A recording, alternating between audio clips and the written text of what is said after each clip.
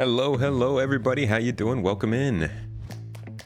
Good to see you all. This is the Citizen Central podcast. It's our monthly show where we get a few different creators from around the space and we talk about some of the bigger topics going on with Star Citizen. I am leaning off the side a little bit in our live feed stream. It's the space lean. Space lean. I don't like the space lean. Take it away. Take me away from the space lean. All right, we're just going to leave it like that, guys. Welcome in, everybody. Today we are talking about CitizenCon. It is past. We've had a couple days to stew on it, to reflect, to soak it in, to feel our feelings. And now I want to know from you guys, was it a success? What was even the goal? How did it do? Is all lost, or is all gained, or somewhere in between? So first, I'm going to let you guys start out by introducing yourselves, your own content, what you do and where you come from. Yeah, I got that. Okay. And we'll get started after that. Historian, how about we start with you? Hi, hello. My name is Paul Berserker01 Batman Shelley, your humble host and space bartender at the AstroPub and your professor at the AstroHistorian. I do content based around Star Citizen and sci-fi and space games in general. I stream on Twitch, twitch.tv/theastropub, and also on YouTube, youtube.com/theastropub live. But I do most of my content, which most people know me through my lore content, which is the AstroHistorian, where I cover lore mostly of Star Citizen, but I've done a lore piece on Titanfall. I've done lore for Cyberpunk and Starfield, and I'm doing one on Mech Warrior because of the Mech Warrior game that came out recently, which is really fun. You should all get it. Yeah, that's me. And you can also, I have something similar to this called the Captain's Table, which I do on Saturdays at, the time's right, it's 5 p.m. Eastern, 1 p.m. Pacific. Yes, that's right. We're stream live, then put up on YouTube as well. Lord Stradamus, we call him. Only now because of Castra, my title has ascended. Castradamus? Yes. Yeah, that rolls pretty well. TenPoundFortyTwo, my friend. Give them a shout. Yeah, where are you from? Yes, hello. I'm from here. I'm from the internet. No, I'm from you. I mean, Paul, that's a very good intro. I really need to work on something that good. But yeah, I'm TenPoundFortyTwo, and I'm literally just on YouTube. That's enough internet for me, so I don't go on any other of the sites. Probably a good call. Yeah, I think so. But my content is normally all to do with how to get your PC to run the game at a half-decent frame rate, which is hard work a lot of the time. So I do lots of testing of parts and things like that. But then I also occasionally dabble in the most dangerous thing, opinions on the game. So yeah, good luck. Of fun. Yeah, just on YouTube for me. Hav0k, how about yourself? I am Hav0k, and I am reside in Idaho. So it's a pretty boring area, but it's nice. But also internet, right? Internet, yes, also Idaho. Internet. Yeah, cool. Yes. Okay, good. Internet, good Idaho. They have internet in Idaho? Yes, ironically. But I primarily make content for Star Citizen, and that's all I do really is I also do gear review and whatnot as well, but you can find me at youtube.com/Hav0k. And yeah, I'm the speculations guy that usually people don't really like because ideas are bad. Don't worry, you're fitting right into the club then. No ideas. No ideas at all. My friend, and my mining friend is what I know you for, really. But tell the people where you're from. Hey folks, I'm RedMonsterSC. I stream on Twitch and YouTube as well as put out YouTube video guides. I'm an industrial focused player, so that encompasses mining, salvage. Gonna be a whole lot of base building and space station building in the future for me. So I do 2 streams a week here on Twitch and YouTube, both, but also go through and try to put community resources for those industrial focused players. Nice. Yeah, and we're gonna have a lot to talk about industry wise today. Yes, it's gonna be it's looking good. So today, folks, we are going to not go through everything at CitizenCon because we would be sitting here forever if we did that. and everybody's got somewhere to be. So we're going to pick out some of the highlights, some of the biggest things that we've noticed, and some of the things that just more personally, resonate with each of us here on the show. But I'm going to start out by asking a question to all of you, just to get the ball rolling. What was going into this CitizenCon this year? I think last year the big focus was like, is server meshing a thing, and where the heck is Squadron 42? Has that changed for you? Did you go into this CitizenCon kind of with the same type of things that need to be proven out? Did you have a different idea of what would make this a successful CitizenCon? What were your thoughts? Starting Hav0k, I feel like Hav0k has something to say on that right away. I was pretty disappointed not to see a release of Squadron 42, I'll be honest, but that was probably a very extremely hopeful thought process. You wanted a release at CitizenCon. Yeah. Pretty Nice. in the door. I like it. Bold. Yeah. But that was out of the entirety of CitizenCon. That was probably the only disappointing part of it that I was upset about. Okay. I'll say in the convention panel, like the convention hall, as we got to the end of that trailer and they ran that montage near the end, and it comes up and it says Squadron 42, and everybody saw that 2026 at the top, and you could feel like it was like a really large overinflated balloon, just lost a little bit of air. But I think overall, everybody, with some tempered realism, there was a moment there for sure. You could sense. It was definitely like everything was building. Yeah, this is so cool. Oh my God, the music. Wow, look at this last little trailer to show us the game. It feels really great. And like, it was the same thing throughout the entire CitizenCon. Every time they showed anything, everybody's first word was, well, when? And so it was like they got to the end of this Squadron 42 demo, and everybody's like, okay, all right, are they going to give us a release date? Are they going to say winter 2025? Are they going to say tomorrow? And then it comes up and the logo's there and everybody's like, oh my God. And then it flips and it says 2026. And it's just like, It was a classic example of when you should deliver the bad news first. They probably should have said that and then shown the incredible demo. Or at least have had something other than it's 2026. Goodbye. Like it was such an anticlimactic bad way. Like I would say that is a textbook mistake on how to talk about bad news with your audience. Just dropping it and then leaving without any explanation. I know Chris was upset, but like I understood. I've always been of the opinion that like CIG would announce it for 2025 and then they would push it to 2026 because which game hasn't had a release date announcement and then been pushed several months, if not longer, because of it? I mean, years. Yeah, true. But like, what Cyberpunk had like 2 or 3 different postpones, and it was still not enough. Starfield had at least 1 postponement, and it wasn't, for a year. Space Marine 2, which I really enjoy, but that was pushed a year back. Mm-hmm. Like. Even Jump Ship, the game that I've been looking forward to, they just announced that they pushed back their release from 2024 to 2025. So, hitting dates is difficult. So I was expecting them to be like, "Hey, this is what we're going to go for," and then they'll hit like spring of this year, the next year, and being like, "Maybe we need more time," and then delay it again. But instead, they seem to just straight up to 2026. So I understand why people might be a little deflated by that because it's also like. So this is going to be delayed to 2027, or 2028. Like, what's going on? That's the scary part. Yeah. I'm so proud of Satisfactory for the way they've handled just about everything they've ever done. Because I feel like in all of the examples of how not to do things, Satisfactory tends to do it the other way. And from what I've seen, people in the community are just so happy with that game. For you guys who were there in person when that did come up, you said it felt like. Red Monster, you said felt like the balloon slightly deflated, but like walking out of the conference with that being the very last thing that happened, what was the energy in the air?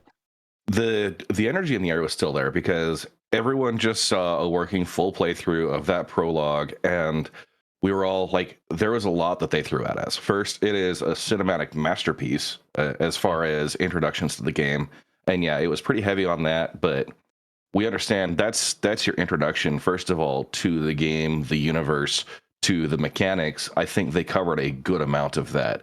At the end, you're even sitting there helping pilot the Javelin, and you can see that kind of track that it's going to take as you're getting ready to go just crash right through, right? So that was, I know a lot of people were slightly disappointed, but then they threw so much at us with the different mechanics within the game, the difficulty, the Vandal rework. I think there was a lot of things that people were very, very excited about. And, kind of combining that with the understanding, yeah, we did have 2 crashes. There was a couple of points in the prologue where like one of the characters' faces on the bridge like switched to a completely different model right in the middle of one of those cutscenes. So we understand a few rough edges, but you've got to give someone at Kotaku something to write about. So they gotta get them that ramen money, right? Yeah, right. Absolutely. So besides the obviously Squadron 42 and the release date, what else were you guys really going into this CitizenCon thinking needed to be at least talked about that they either did or did not hit? Yeah, I think going in, my expectation, like number one, we needed Squadron information and we got it, right? So that's number one. I think people were a little disappointed that it's 2026, but realistically, we're 45, 50, however many days away till the end of this year. They've got some work to do, but 2026, we'll see as we get a closer release date. We're in that 2-year time frame, and I mean, granted, we might have always been there. The other thing is endgame stuff. What are orgs going to matter, right? Why is the 1.0 going to be so important, and how does that make it feel like some of those other mature MMO games? And we saw, the new org tools. We saw space station building, which is like one of those ultimate end goals. They gave us a lot of information around that. We now have the Sandworm. They're going to have like kind of raid dungeons underneath like Area 18. And I think that's going to be, those are going to be those long-term progressions, as well as that, your reputation within the factions and guilds. So, Anybody else on that? I will say the other thing that I came in expecting little, because I feel like that last year was lightning in a bottle. Last year was the first time they'd come back from a long absence. So it was the first in-person CitizenCon, and they had a lot of backlog of Squadron 42 tech that they were ready to release. And so they were just like, hey, we're going to do this, this, this, and this, and it's going to come out in the next 6 months and the next year. Like, it was all sort of stuff that wasn't just, here's a sandworm, good, that we'll never see again. It was like, which ironically, but it was stuff that felt tangible. They saw it, they were playing it in game, they were showing it off. Like it had some similar bugs to what we were experiencing in live, so we knew it was real. And last year was just that sort of a great moment, and it's like they were never going to capture it, and I don't think they did. But I do think that what they needed to hit, especially with the 1.0 panel, was a tangible way of what the game is going to look like at 1.0 without the way that you could sit there and say, this is where I see the game. I can now see where the game is going, rather than just hopes and dreams. Here's our plan. Here's how it's going to work. Like they basically did a visual version of a white paper on what Star Citizen is going to be. Not as detailed, but close enough. Yeah. And I think they nailed that.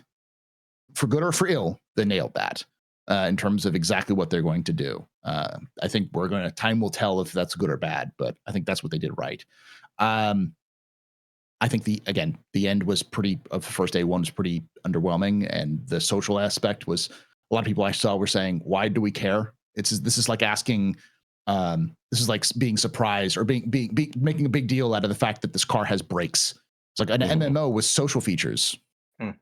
Yeah. It was nice, but like I think day one was mostly just kind of average. It was like, all right, and then ended poorly. And then day two was just hype from the moment one to the end, and they just did not stop, and it ended on a really, really high note. So yeah, day two popped off. I think that last panel was just so important. I mean, it was both last panels of either day were just the most important parts of the entire convention, and I'm really glad we got that sort of full summary of most of what Star Citizen 1.0 would be. I feel like we missed some stuff, but they didn't get super detailed. Yeah. 10 Pound or Hav0k, did you guys have anything else to add to that? Yeah, I think I was hoping for 1.0 stuff the only thing that kind of wasn't what I was expecting. I was expecting a little bit more kind of meat on the journey towards that big vision. They threw so much stuff at the wall almost. The space station stuff, the panel just kept going and expanding and expanding and expanding. Yeah. And I love the vision for it, but the lack, not that they were ever going to give an actual date that they were aiming for, but the lack of any sort of framework for how they're going to deliver those things. And I guess maybe we'll find out in ISCs or from a letter from who I'm calling Rich the chairman now of the PU. I think Yeah. I think Chris has given up. Not given up. That's unfair. But I think his baby is Squadron, and I think he's basically handed fully over the reins. It looks like that way to Rich. So I wonder if we'll get a bit more detail in the next few months. But it's bizarre to think that once 4.0 comes out, we've got no idea how they plan on tackling anything. So I was expecting a little bit more kind of meat, not dates, but some sort of how they've had in the past, where they think there's been kind of markers they want to hit on the journey. But there's no way that's all just going to be delivered in one big patch for 1.0. It's going to be dot patches for 4.0 that eventually then we arrive at 1.0. But yeah, I think I was hoping for a bit more meat maybe on the journey. Like it would have been interesting to know how like the guilds were going to come in, if they were going to just completely restart with how guilds work, because we already have like a couple guilds and a little bit of reputation. Like how much of that is just going to get wiped versus just building on that and going from there with like the missions, and where are mission givers fitting in, because they talked about people who would represent the factions and guilds, but we don't know if they're still going to be the same as what they originally wanted mission givers to be. So those kind of details, I feel like, were the type of things that Rich was like, I could keep talking for 10 hours, and everyone's like, yes, please. Yeah. But then Jared Huckabee would be out of a job, right? And we wouldn't have ISC content for the next year. I do think I do think that there is something to say about CIG sitting down and doing a design docs again and showing us 1.0 through design doc format, even if it's like done along the lines of like, let Jared do an ISC. Here's a white doc afterwards. So this is the high level, and now here's the details that you're going to look through. Because I think fans, especially Star Citizen fans, are a lot more technical, because the average audience is much older. We're talking in their mid to late 30s is the average. Getting worse, by the way. Yeah. Further. Well, ironically, it's actually getting younger because the new old folks people are dying. Is that what you're saying? Yes. A lot of the folks who came in between 2020 and 2024 are in their 20s or late teens, which was a strange thing to look at the demographics on my side when I'm looking at YouTube and Twitch. I'm like, where are these 20-year-olds coming to play Star Citizen? But at the same time, it's like that's still like most people who play Star Citizen are people who come from technical backgrounds. So if CIG wants us to help them kind of vet out problems that they may not have caught internally, a white paper or not a white paper, a design doc released so that we have an idea of what they're going to do, we can find the edge cases a lot easier as a community and point them out to them. So I would love to like know for certain that those old design documents can no longer be referenced, because that's still what I think a lot of the information surrounding that gameplay goes back to. Yeah. It in some ways, this was a bit of a reset of quite a lot of stuff. This was the kind of MMO-ification of the game, and as they kind of have ended this period of getting the core tech running, and as that's kind of the last kind of marker for that is obviously servermeshing. It's almost like with Rich taking over from Todd Pappy and Tony Z falling into a black hole somewhere, it's almost as though we've now got a new vision for what it is, a reset. And I think you're right, getting some details on what that looks like would be very interesting. But I reckon we could even look back at this CitizenCon and be like, that was the beginning of the actual development of a lot of the gameplay of the game. But there is a small chance, because some of the stuff was kind of so nebulous and out there, and we're planning to do this and we think we'll do this, there is a chance that we might look back in a few years and go, oh, that was not a great one, because they've put so much out there. How much of that will change over the next 5 years? It could be. We could look back and be like, that was a sandworm one again, even though it had a sandworm. But you know what I mean? It was they just threw a load of stuff out there and then they changed all their plan. It's going to be interesting to see.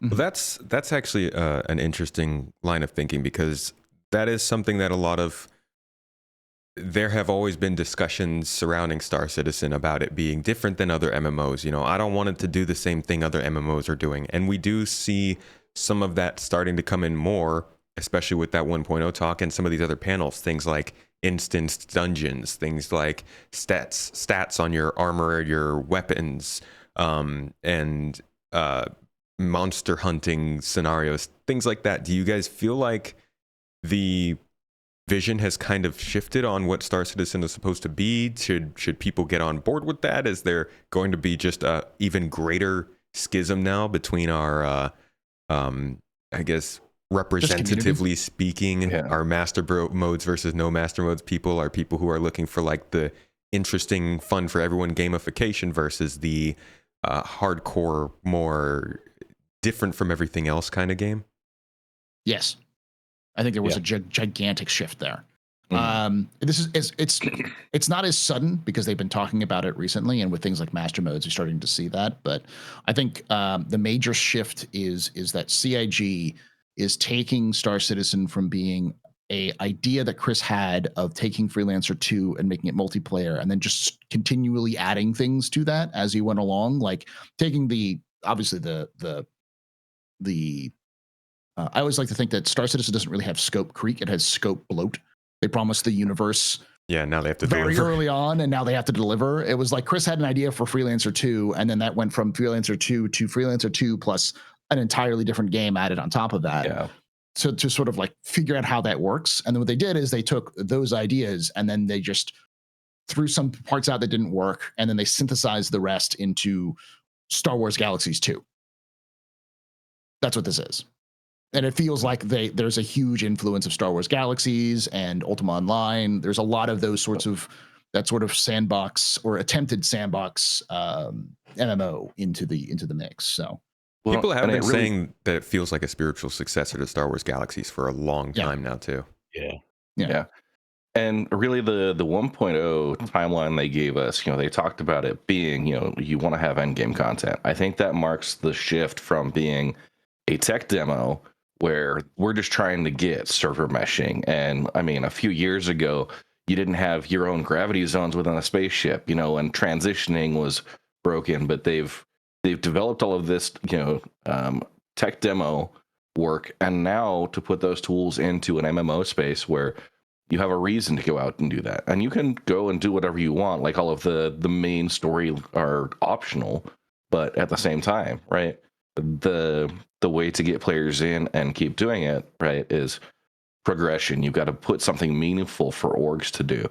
And I think they really highlighted what their plan is to do that with the 1.0. And, obviously we're going to have people that love just being a tester for a broken tech demo. And, they're going to have the PTU version of the 1 point whatever release that they're free to go live in that universe, right? And deal with the wipes when it happens. But understand, there's got to be that live service game with the MMO aspects that people really wanted out of their space games. So I feel you. Let's talk about the way things were presented. This was, as Historian pointed out, a different presentation style than it was last year. A lot of the stuff from last year was coming from Squadron and kind of ready to be shown off to be pushed into the PU. This year, a lot of the things we saw were on slides. They were on just kind of videos. A lot of it did say gray box, but that was very, I think, prettied up gray box work.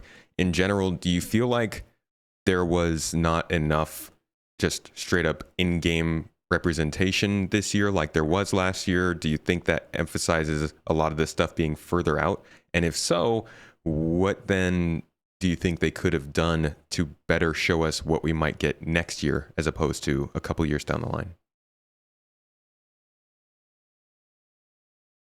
Not all at once. I think AstroHistorian summed it up well in that last year was a bit of a unique scenario in that they just happened to have tons of work that they'd been doing for Squadron to suddenly show us. That hasn't really been ever the case at CitizenCon. So partly people might have thought coming into this one, or maybe it would be the same as next year, but obviously that wasn't. They've obviously spent a significant amount of time this year planning all of this stuff. And yeah, and it was heavy on slides, kind of mock-ups, artwork, all the effectively all of it was. Even the thing that surprised me was that even the Planet Tech stuff that we saw, the Genesis stuff, it wasn't like they were showing us, oh, here's a new version of Microtech or something. It was very kind of early stages tech, and Looked I like don't Terra. think we should. Looked like they were showing us stuff from Terra, swamps and things.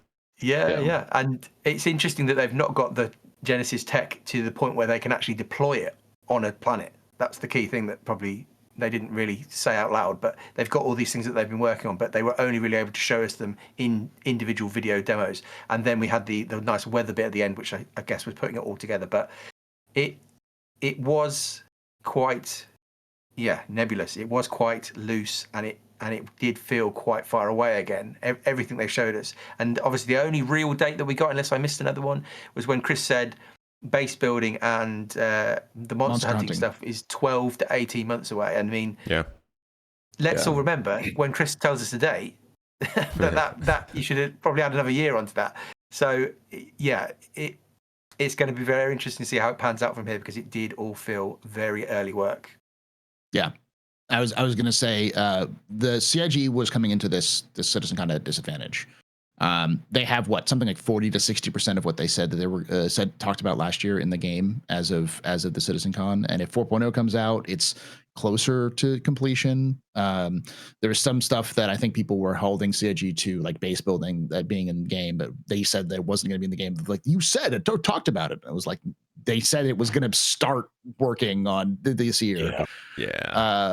And it's ridiculous to think that CIG can do that in a year. But then there's other stuff like the new quantum travel tech, which still has we haven't heard anything about monthly reports. They haven't talked about it in their like internal communications, the way they talk to us. Like, where is that? That's what I want to know. Yeah, and we saw visuals of it, like recordings of that new quantum travel happening. But I really hope it's a 4.0 surprise, but you are right. They haven't said anything about it basically at all. Yeah. And so it's like they were already coming in with a disadvantage. And so people are already going to say, cool, we're seeing all these nice tech, but are we going to see this before we die? Like, the 2026 date for Squadron 42 was like people are going to make jokes from now until the end of time. I mean, the joke is Squadron 42 is 2 years away since 2012. Yeah. And they're going to keep making that joke until CIG actually, I've said this before, it's put up or shut up. And I think what they showed was nice. Like, a lot of it was like the gray box status, because typically when CIG is doing something in gray box, it takes 6 to 9 months for them to get it from gray box to final art, especially if it's larger assets. That's nuts, because that seems like CIG. If CIG is claiming these are in gray box, which was all of the base building and space station building kind of stuff, right? Well, and also Nick. Yeah. Nix So, is more believable to me than the base building, to be honest. Going back to that, I mean, they did have a recorded demo of their base building. Last year, we got some visuals, right? Mm-hmm. And there was no detail to it as far as like player-owned bases and all that. This year, we got kind of a working tech demo, and granted, there were some changes of perspective. It was pre-recorded. So there is some staging and black magic to be going on to, mentioning the cargo boxes around disappearing. That could be something they just toggle in the back end during the recording, right? But what we did see was them actually placing buildings down, getting the footprint in, starting with the UIs, having a very large palette of prefab buildings that were going to connect to each other. And then kind of the artwork and some of the details around the space station they showed already shows that there's been a lot of visual work done on those assets. So it may have been that could have been something they've been working on for a while. Didn't want to spoil with last year because it was too early, and then this year there was a lot of meat behind that kind of that space station crafting aspect. I was quite surprised by the Moby Glass stuff that they showed in the social features segment.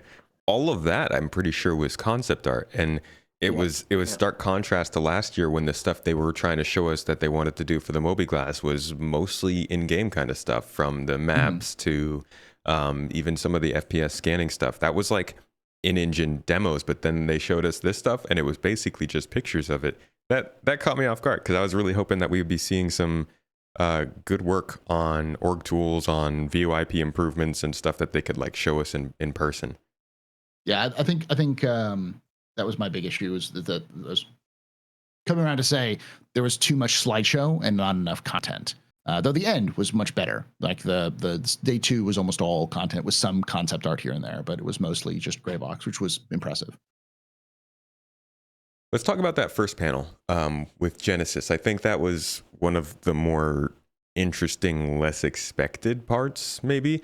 It seems like they are really starting to flesh out the ability to create very varied environments, from the dynamic weather to the actual biomes that they're making are much more extreme than just, we've got different plants here. There's crazy advancements with the density, the cloud coverage, the just overall ability to make a ecosystem.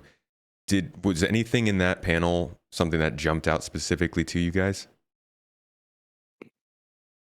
Resource deposits that were kind of popped in there, seeing ground-based resources, and specifically like extractor type items there. We're going away from our current mineral distributions, where we're going to have, we might still have potential rocks and deposits that your prospector and your mole can do, but there will be underground deposits of a specific mineral type, and that I think is going to have a lot of what the future resource extraction is going to look like. Did they say? I might have. Sorry. Oh, so the prospector's finally going to mine downwards now? Well, I feel like I might have missed that. Where was that part? That they were showing some of the different locations as you were trying to like put down a base, and I think there was an area that had like a nature reserve on it. Yeah. Okay, I remember. There was that like part. one slide in there where it had a big highlighted, resource deposit, like 2,000 SCU of an entirely new material there. So. Yeah, that's exciting. That's cool. Yeah. Go ahead, TenPound. No, I was going to say, and that was the whole thing with the Pioneer, wasn't it? That it can just land on one of those and start extracting. So, yeah, you're right. It's a big chain. That's all of the stuff that they did with the planets. Again, it wasn't like they weren't at the point where they could just click a button and generate a planet. That didn't sound like they were anywhere near that. But all of it sounds good. And from my side of things, the global illumination stuff is exciting. Purely because, like they said on the slide, I think it allows them to not have to individually light every area. They can just let the engine do it. And so for people wanting lots of planets and wanting them to expand the game past 5 star systems at some point, tech like that is vital, because they do need to eventually be able to, maybe not quite as simply as this, but they do need to be able to press a button, put in some different properties, and say, voila, here's our new planet. So hopefully it'll be interesting to see when we get our first Genesis generated planet. Will they replace one in Stanton or in Pyro? Will we get an example? Or will they just want to do everything all at once? I am wondering about that. I am so excited for what this means for exploration, though, for the idea that you can start getting missions that tell you to go scan planets and find resource deposits and turn that information in to get paid by like a space station or something. That is peak what I've been wanting to do for a long time, and it's cool to see the initial steps of that happening. We just need that star map to get updated so we can actually place our own data points. Yeah, no kidding.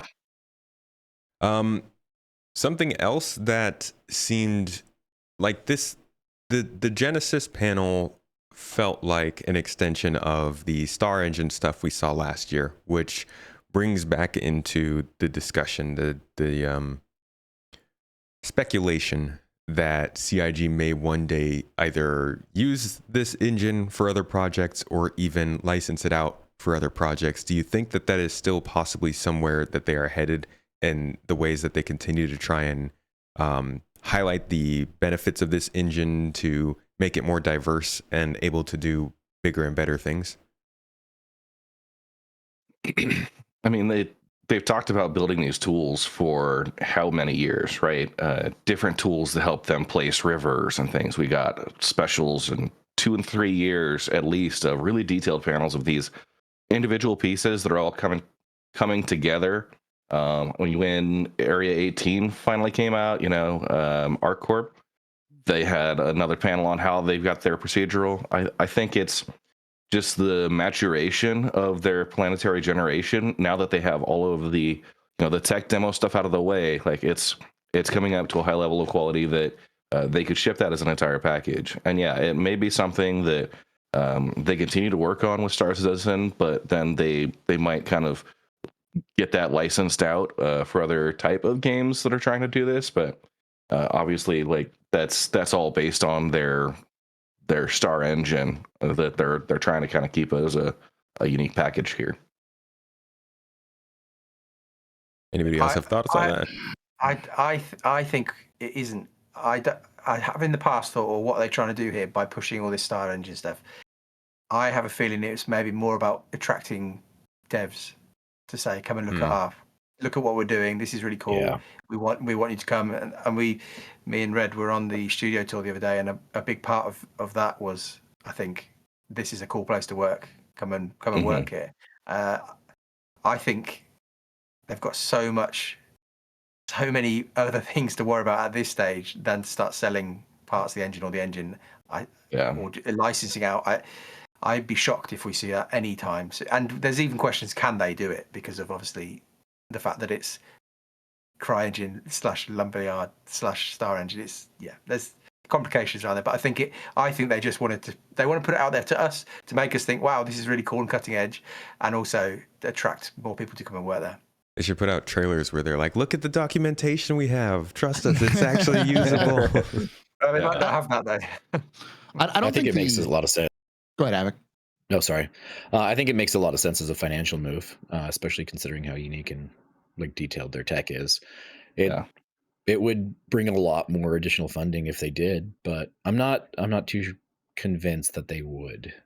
Yeah, but it would make so much sense. I think there's a big risk of cannibalization, right? If you give some other game your this amazing tech to be able to generate planets, and they go and do something on top of that people like better, that's a huge risk. Yeah, I think there's pros and cons, but I could definitely see the pros outweighing the cons. It would just require a lot of employees to maintain it for other people too. And I like the aspect of it being a recruiting tool for high quality artists, designers, and engineers that can come and help work on these systems, because that's so many people come in as fans of the game that get jobs there and are just doing stellar work. So it's I do see that also as kind of a recruiting tool. And Jared's mentioned that in like the ISC episodes as well. Yeah. Let's talk about. Oh, go ahead. I was going to say is that I don't. CIG just isn't set up for selling the Star Engine yet. I think that's probably down the line, and I think that's one of the reasons why the outside investors that people keep wringing their hands about all the time when they're mentioned. One of the reasons why they're still on board, because they want to see what CIG does in the future beyond Star Citizen and Squadron 42, and I think that's really the distant future of CIG, is seeing what they can do with this engine. Mm-hmm. Let's go back to Star Citizen 1.0. A lot of interesting revelations there for the kind of direction that they want to go in and what they want people to know they are working towards. One of the biggest, I think, for a lot of people, they've kind of hinted at this a few times, but a main storyline for Star Citizen, introducing people to the guilds and the factions, really just using it as a way to kind of introduce people to the world overall and guide them through the general gameplay. What do you guys think of this? I'm a big fan. I have opinions. All right. Let's hear them. That's what we're here for, man. I have the lore guy has opinions on the story. We've known the story, the main thrust of the story of Star Citizen since they announced it back in 2012. They've kind of talked about it, and they just kind of reaffirmed what they were already talking about, which is the story. The story of Squadron 42 is the war against the Vanduul and what's going on, and the story of Star Citizen is the story of the future of an empire that's being torn apart by two different polar opposites, Earth and Terra. Go Terra. In the universe. I'm with you. And the story, I like the fact that they're saying we're going to start adding the story to the game because it makes my job easier. But what I am concerned about is CIG moving away from the model they originally were talking about, which was a sort of emergent, sort of high-level storytelling where these events happen, players participate, and then it moves the needle one way or another, depending on what's going on, towards, Elder Scrolls Online or Final Fantasy XIV, where you're the chosen one going off and single-handedly saving the Empire, and like players' choices are completely boiled down to, how many people did the bad side and how many people did the good side or something like that. That seems very, it seems too, not, I wouldn't say impersonal. It seems like the problem that even I remember Chris Roberts saying he had with MMOs, which was you'd go defeat the big bad evil guy, and you and your party would spend hours fighting or grinding against this guy, and you get these tense moments and you leave, and then only for like another party to come in. It's like an assembly line of just waiting for the guy to spawn and fight. It doesn't really feel personal. You wanted it to be a little bit different, and I feel like that's the direction they're going now based off that announcement, which is you're just going to go save the Empire, yay. And I don't know, I'm mixed about that. You don't trust them to be a little more complex than that? I think they can be more complex than that, but I'm afraid that the temptation urge to hit schedule rather than hit quality is there. Where like we have to get this out in, by this point, we're going to throw all these complicated ideas away because these complicated ideas require a lot of dev work and a lot of like overcomplication. We already have a complicated stuff. Let's leave that to the sandbox stuff, and let's just make the story work. And I like, I'm not okay with that one, but but okay. We'll see. Opposing views. Yeah. But they bring in the main storyline and kind of give you an introduction to a lot of the different gameplay elements that might be interesting to you, right? And having the reputation locked things, if I'm somebody that likes racing and I just want the fastest, fastest little Misk Razor, right? I want to be able to go through and try and unlock some of that, so it's going to get some progression elements. But yeah, I'd like to be able to meet specific NPCs in the universe that are specialists here, and that kind of hand-holding aspect of getting people into game loops that they might not have actually tried, right? Because there are people who have never touched a mining laser in their life, right? And other folks that all they ever do is PvP and dogfighting, and that's fine. They can play the game how they want, but they will have the opportunities there for progression within each of those aspects. That kind of bringing into the storyline, I think, is helpful. And yeah, I think it helps provide a little bit of a direction, like with power plays and stuff for that other space game that came out around the same time as Star Citizen was announced. And I see influences from other things like Helldivers 2 that's done a really great live service and your weekly missions and stuff. So I think it's an opportunity to bring in some of those elements and have it feel more dynamic and unique, and giving you fresh purpose on a regular cadence. Yeah. I think the idea of just keeping people sort of informed of all of the different parts of the game is going to be a really good, not even side effect. They kind of hinted at this being a really big reason for a story. Just a good effect all around of having a story. It's like, oh, I didn't even realize I could go find these kinds of space stations way out here and do some loot diving for them. So that is a good call. It also, I guess, acts as like one big tutorial for the game that kicks you off and allows you to go get into the deeper sandbox gameplay with base building and stuff. But I totally understand the idea of like, how will they actually frame this story? Is it going to be just a very bare minimum story for the sake of being a tutorial, or is it going to be like a actual gripping tale of going through? Like, how much branching would it be if it's using all of the different guilds? Could you change your main story because you're more favorable to one guild or another?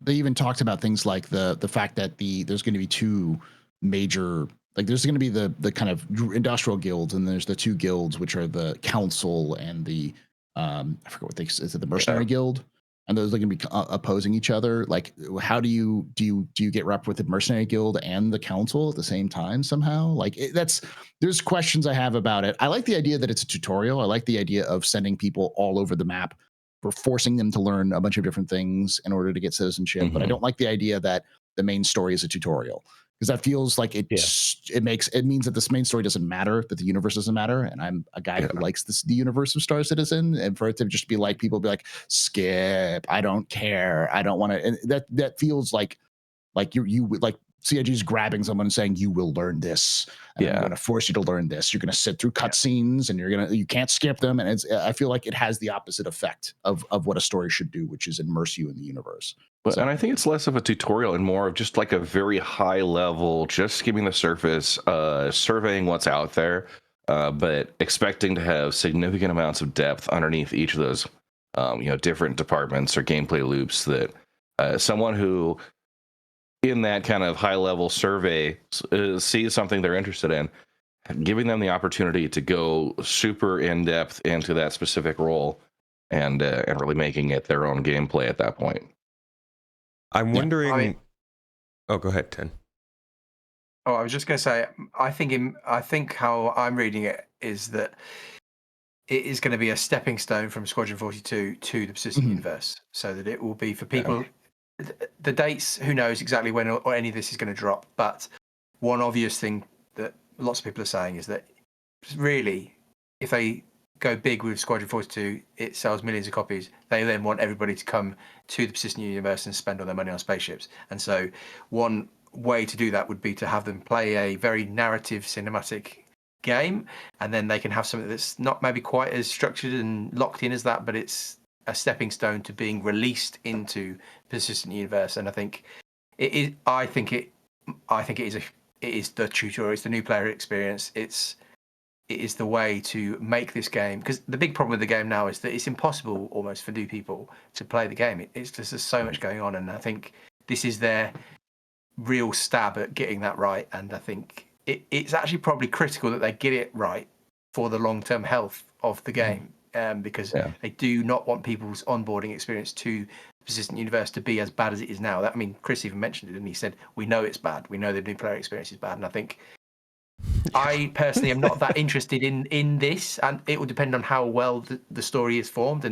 And it's not something that I would think, I'd really want to do it. But if they can do a really good job, I think for new people coming into it, it will be vital, probably. Well, I'm happy. I'm looking forward to getting some type of storyline with the game, because if we rewind, 4, 5, 6 years ago, with how many quest givers we had, or mission givers, it was pretty entertaining to just do those missions. And I hope that there's a lot more focus on less like tutorial approach and more on like, this is the actual story of what's going on. So yeah, I think that this would be a fantastic way to do it if they focus on more a narrative approach. It would add a lot of depth. I think it's really interesting. Like, Star Citizen has incredibly interesting lore, and I know some people don't really care that much about it, but like the overall situation that humanity finds themselves in for the time that Star Citizen is set in, from like the I guess the bipolar situation with Earth and Terra, the ongoing war with the Vandul, the long, I guess not really forgotten Cold War with the Xi'an. Like, there's just a lot of interesting places where they can tie in little bits of information and lore to intertwine the story. And I love that they're looking to try and do that and draw people more into what makes it a little bit different of an IP. I do wonder. Don't get me wrong. I will be doing handstands when that thing comes out. Like, trust me, there will be 15 videos when that thing comes out, all from me, all an hour long, breaking down who the various characters you see, what the difference, like the Atoni Syndicate, the council, and how they factor into it. All the like the Drop Kings, like a lot of these people they mentioned in that sort of lore stuff. I was like, I know those names. I know all of these names. They're all like half of them have half a written paragraph somewhere. Some of them are more detailed. It's like how do they connect? My brain. You know that meme of the Brazilian The exploding brain of like the woman who's looking and it's like just like different calculations floating Oh, around. yeah. She's like, that was me trying to put it together. So Yeah. I'm looking forward to it. I'm hoping they walk that fine line of don't go off and beat the big bag evil guy to win the game sort of thing. Yeah. I hear you there. Especially they talked about. Sorry, go ahead. Well, I was going to say, especially because as they get more into making it like a hero story, the more it pushes people to do the exact same thing. Like instead of being in a mission where you have to do something for the mining guild, you're in a mission where you have to mine the specific mineral that's going to save this planet, and then suddenly they have to like instance the area where that mineral is found, so there's a bunch of people going to the same place but not seeing each other, and like feels like it gets a little bit convoluted when it starts to become a hero story. How do you, Paul, especially, how do you feel about the idea that maybe once they've nailed their ability to do this sort of story content almost in the game, what do you feel about the idea that they'll maybe, as we get the 1.1, 1.2, 1.3, that they'll drop more story, and that the universe will move forward in history rather than just being stuck at the point that we're stuck? Oh, 100%. Like CIG has effectively not been, well, one of the common refrains you'll hear, I think, from myself and a lot of people, I'm sure all of you agree, is that CIG isn't subtle. They have the subtlety of a rock. So they did an entire series back in when the Kickstarter happened called the Time Capsules, and the Time Capsule illustrates the basic history of from today all the way up to Star Citizen start point. And at the end of that start point, like the last couple of those were things like the Vandul conflict, the synth world, the Tavaran's status in the UEE, the struggles between Earth and Terra. There's like, 7 or the Xi'an Cold War ending, and what does that have to mean? There's a half a dozen, if not more, threads that they've built that they when talked about it, they said, we want the players to figure these out. We want the players to decide the fate of these situations. And so, we're not good. I don't think this is a one and done. I don't think 1.0 comes out and they don't have story content. I think pretty much every update or every other update is going to have more story content pushing the guilds forward or pushing the overall story forward. I think Star Citizen 1. I guess technically Star Citizen 2.0 is probably going to look a lot different from Star Citizen 1.0, just like any MMO does as it evolves, as it goes along. So, well, they also talked about location-based gameplay too, like narrative stories and locations. They said they were going to be shorter, but they did talk about that. Yeah, I actually would like to dive into that, because one of the things I think that caught me most off guard in the Star Citizen 1.0 panel was this idea that they have sort of like an ongoing weekly updating conflict that you can be in part of as a group. You could probably have a hand in as like a solo or a mercenary or something, but just the general idea that like, and they only specified Pyro and Nyx in their example. I don't know how widespread this would be, but the idea that these more contested star systems would have ongoing, ever-changing things going on. And I do wonder how much they can expand that to be like, I don't remember, I think Hav0k, you were the one who said it, like in Helldivers, how they have this kind of ongoing push and pull war of this place has been taken over, fight back to get this place, how much they can do that in other systems or in other ways in Star Citizen, because there are a lot of underutilized and unclaimed systems in the lore that we'll probably see well after the release of the game. Mm-hmm. Yeah. I think there's a lot of potential for territorial control with that. In all honesty, I wonder how they're going to break that down, but that'd be really cool. But if you go back, they did the panel on the shield tokens and that relay network. You've got your orbital support, you have the relay, and then you've got the hub. right? And you've got to earn, those tokens through the events they provide, and that I think is going to provide some good evolving opportunities because it's a weekly resource that's consumed, right? So you may have large scale orgs that have it 80% of the time, right? But that 20% of the time, if you're not allied with them, you're going to have a rough time trying to do any business during those points. So. Yeah. All right, let's talk about base building and the crafting. One of the more interesting parts, I think, of this is that they have now started to introduce material quality. This is not, I don't think anybody who's ever played an MMO isn't aware of this kind of a thing being in the game. But I do think that this is something that people weren't necessarily expecting to have in Star Citizen. What are your initial thoughts on the crafting system? Let's start with that. I have a lot of thoughts if someone else wants to go first. No, you should go first. This is your thing. Do it. This is Industry your thing. man. Yeah. Obviously, the material quality, I paid a lot of attention to what they told us there.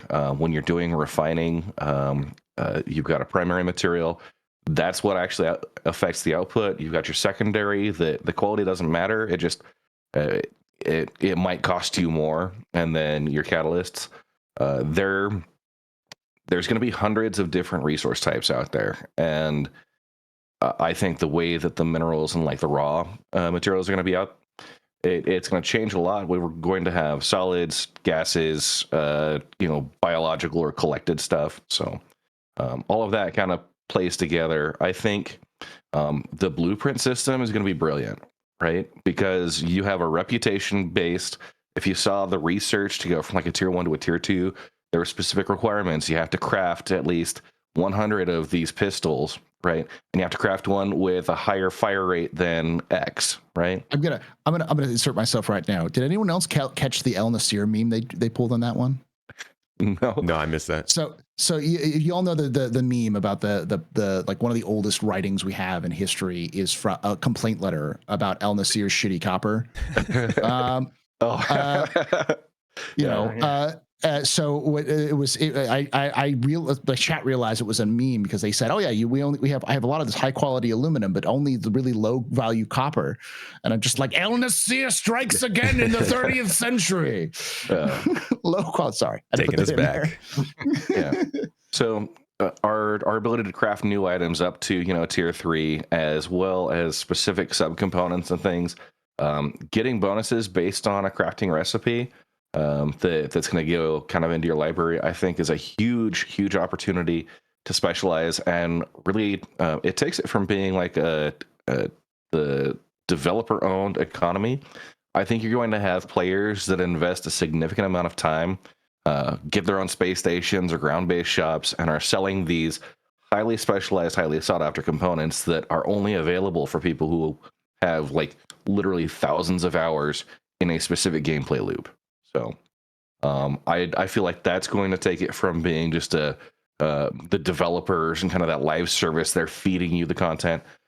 If you're out there trying to do trying to base build, somebody might have a better opportunity for you that might be a little higher security. So gives players a lot more control over that aspect, and maybe even an introduction or a recruiting tool, right? If you have a fantastic selection of things people want, but it's locked behind your org commitments, that's going to help growth and recruiting as well. How do you feel? So this actually is something I wanted to clarify because I didn't fully understand. They said that blueprints wouldn't be a physical thing. They would be digital things that could be found on physical items. And once you had it in your library, it stayed in your library forever. Did it sound like that still meant you could like give somebody else the blueprints, or how could you share that knowledge? I don't think you will be able to give the blueprint. It would have to be earned through reputation or found in specific conditions. So they talked about like the instance dungeon type thing. The communal works at Area 18, that completing those types of items, depositing or dropping off a specific amount of resources to the United Resource Workers, like earning blueprints through that, and then also being able to research and upgrade with those same type of requirements. So I don't think, yeah. well, in that case, what if you're in the party with a bunch of people? Like, let's say you got 5 or 6 people with you, and you guys come across this like nice, for the sake of historian, you've got like this nice tier 5 Redeemer blueprint that pops up, and everybody wants it because the Redeemer is like the best ship in the game, right? How do you decide who picks it up? It's a great question. You fight each other for it? Great question. Yeah. And as PvP. As someone who was like mostly a solo playing World of Warcraft dungeons way back in the day, trying to get in as a pickup group and always like getting out selected for the loot, it's a tough aspect to talk about. But at the same time, you can have your orgs that are working together, and it may be that everyone earns that blueprint at successful completion because you've met the requirements, right? Or it's a huge reputation boost within that reputation bar that everyone who's kind of on track there, it checks the box with the requirements, and maybe there's 4 or 5 different boxes they need to check still, but once you've completed it, that's kind of the reward, and it may not be as unique. Yeah, they'll have to work it out. There might be if you're doing some sort of instance content, it might just be the reward for completing the instant content that everybody gets. But right, say you stumble across something in a random derelict ship, it might be, you might have to work it out. It might be the first person to. That's the sort of stuff that they didn't go into detail in, that they might not even know yet, that they're going to have to probably work out over the next however many years. And that's also the idea that it's like an instance reward that everybody in the party that goes into that dungeon gets, I think also is a change from what a lot of people expected in more kind of sandbox environments where you would just find something and then you get that, as opposed to going into like a sectioned out space and getting a specific reward when you unlock the end of that space, which is sort of what they were getting at with that municipal rewards kind of thing.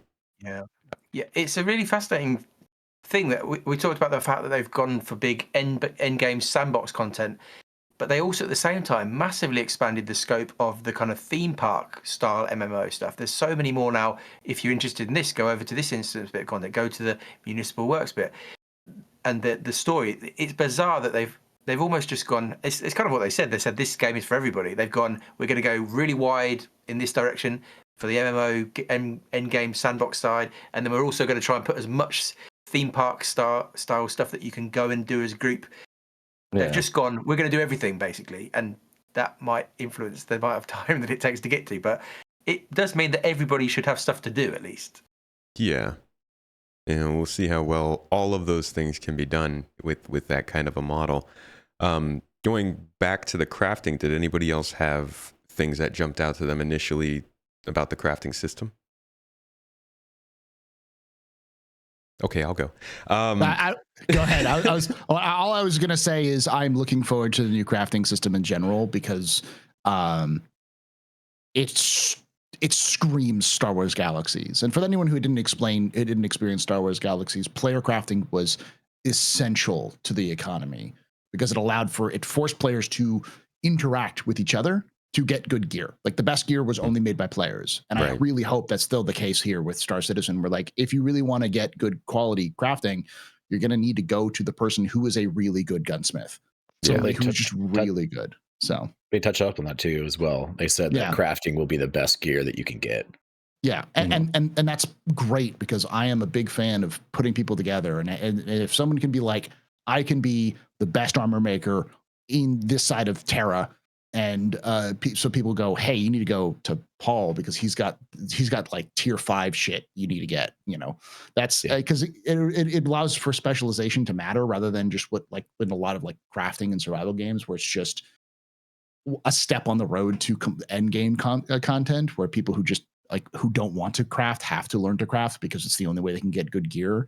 Now it's more of it's literally something you can go to somebody else and get that, a guy sort of thing. So yeah. And I love that they're approaching it like Star Wars Galaxies. I think that was the best thing that they could do. They kind of combined ideas from Eve and ideas from Star Wars Galaxies and said, let's go for this and make it something amazing. And I love it. And it's also very quickly, it's also almost endless content for people who just want to grind. We often say, what do you do in the game? You've got your ships, what do you do? Well, you've now got thousands of items that they can keep adding on top of that you can grind forever. Yeah, laying it out that people are not necessarily just doing things to get more money to buy more ships is pretty important for them to go over, which I appreciate. The thing that I really like about the crafting system is kind of something you guys just touched on, which is that it helps to bolster a player economy.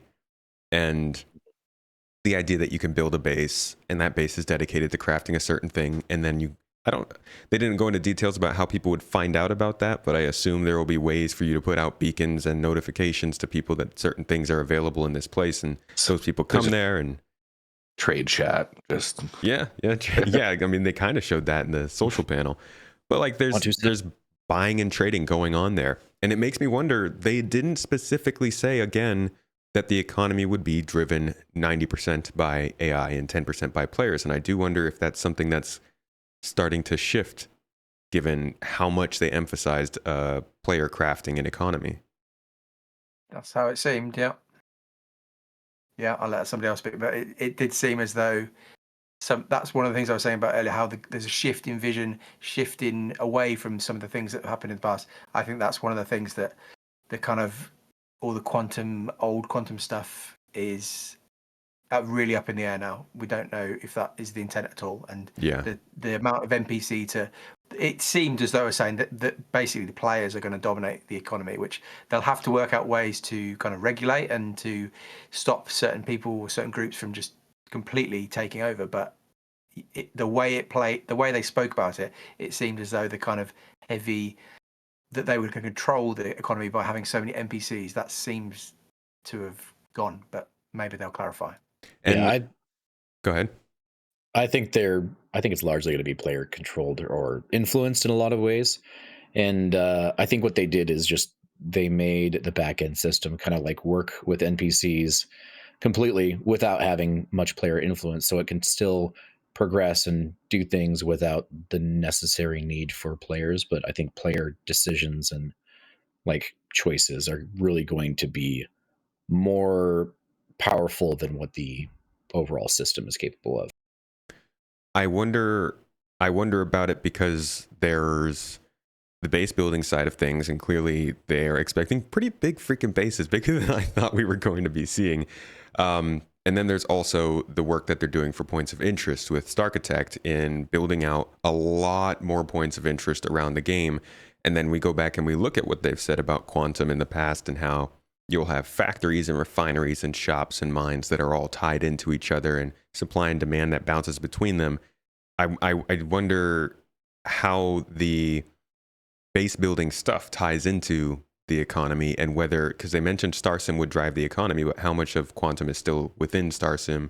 How much does that also factor into base building?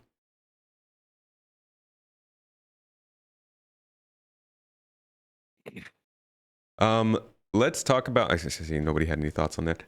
Let's talk about the. Yeah, no, can of worms on my part. Yeah, it's a big problem, and I agree with you. The whole there's a lot of balance issues they're gonna have to work out if they go in this direction. So yeah, let's talk more about the economy, because that's something that they kind of just like touched on very barely. Do you guys think that they would still consider things like virtual AI, which was, I think, a big part of quantum people were looking forward to, and I guess they kind of talked about the probability volumes. Do you think they're kind of moving on from that, or are they just sort of like, oh, you guys all know what that was, we're not gonna really mention it anymore?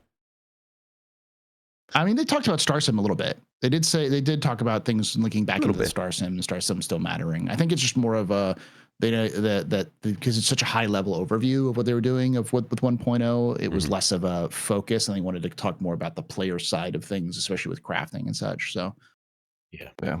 And we all saw the Tony Z presentation on Quanta and how it's simulating the back end and responding to player driven events. I don't know if they wanted to kind of dive into that with the selection of panels they had this year, especially since the focus was like less about how the economy sim is going to be working and more about how the game's going to turn into this 1.0 space MMO masterpiece, right? And that's what they wanted to really highlight this time. The Tony Z memes will only intensify this year. Well, I Yep. don't know if they will. I think they might drop off because I think he's done. I think you talked about the fact that he's still at the company working on other stuff. I think it's quite apparent from the economy discussions with the economy team. He's got nothing to do with it anymore. Yeah. I just don't think. I don't think he's got anything to do with it, and I think we're seeing the Rich Tyra going in a slightly different direction. Part of this, and I just don't think some of the things like the virtual AI and the quanta stuff. I think it's just gone. I think it's a theatres of war situation where they're going to just not talk about it until they one day say, "Oh no, we're not doing it like that anymore." Sean Tracy comes on to talk about FOIP, and people are just like, "Yeah, but what about theaters of war?" Yeah, that's. I mean, it sounded like he had moved on from economy stuff. I do wonder what's going on with that, but I don't fault the guy for not wanting to like go on stage or be in the limelight to talk about these things when really the stuff that he works on is so high level that anything he's touching isn't really getting shown that quickly anyways. I think that's kind of the similar position as what Ian Leyland does, which is very art focused and directed. And we've seen him talk about things in the past, like building interiors, which are now being discussed as the municipal works. And we've seen him come on to talk about the space stations for players during this CitizenCon. And that was, man, they mentioned that briefly at last year's CitizenCon that like, oh yeah, you might be able to build bases in space too. We'll talk about that at some point. And then they just went and spent like 30 minutes talking about it during this CitizenCon. We touched on that a bit earlier in this show, but what do you guys think of player-built space stations? I was underwhelmed, to be honest. I'm just kidding. I was going to say, are you serious? Speak for yourself. There was, I will say, a collective, like, staged levels of jaw dropping each time we got new revelations on these. You know, they talked about the first section, that supply pod. But man, that was amazing to see. You know, you're going up there with a Pioneer, you're starting off, and it builds out from there. And the amount of modularity they're going to have within those stations, like honestly, every single time we got a new step, like my jaw was on the floor. I thought, like, first off, like the initial pod, it was fantastically well done, and we saw visuals within there, so the art quality is already going up to the level we expected. Some of it was still kind of that design doc style, but we're gonna have buildings and corridors, kind of rooms and corridors within the main station, and then the ability to expand that to get more of the major hard points and your minor hard points. And the level of customization you have is going to be brilliant. The one risk I wanted to that's always out there is they said, yes, people will be able to attack your space station. So for me, I say, okay, well, do I put together kind of this cooperative network of multiple orgs that we all kind of go together on one space station as like a grand marketplace that we all kind of have shared defense and this alliance there? Or do I go just with a Red Legion group and put up my space stations everywhere and tell everybody else, like, yeah, sure, if you want to buy our stuff, like, help defend us? So I also think it's interesting. A lot of the response to it was, "Oh, I'm not interested in orgs. This stuff doesn't bother me." But I do think there's opportunity for solo players or players of small groups to be involved in these space stations. One of the things that I realized when I was rewatching it again was he mentioned making space stations public, basically hosting a space for people to come and possibly make their home or sell their stuff or buy stuff and do their own business. You don't necessarily have to be in an org to benefit from this stuff. Is that what you guys were getting? Yeah. Not primarily. It definitely wasn't the primary focus, was it? The primary focus was this is end game content for all. Yeah. That was the primary where they were going with it. But did you get the idea that solo players were locked out of this? No, not at all. No. I do think that solo players can participate, but I think that you're not going to see solo players building their own space station. Yeah. That's just not how that's going to work. None of us will be alive in the amount of time that it would take that to happen, I think. Oh my God. Yeah. I think the idea is more that this is something that I realized that CIG might be shooting for a while ago, which is when they're doing base building, what they might be shooting for is something to the effect of like towns where an org might control a town, but because that org needs resources, other groups will be flocking to that area to give them those resources because they may not have access to them. And so people might build like a warehouse or a hab somewhere inside this base that this org creates so that they can always come back to it and just naturally growing together because of the collective security. But, you know.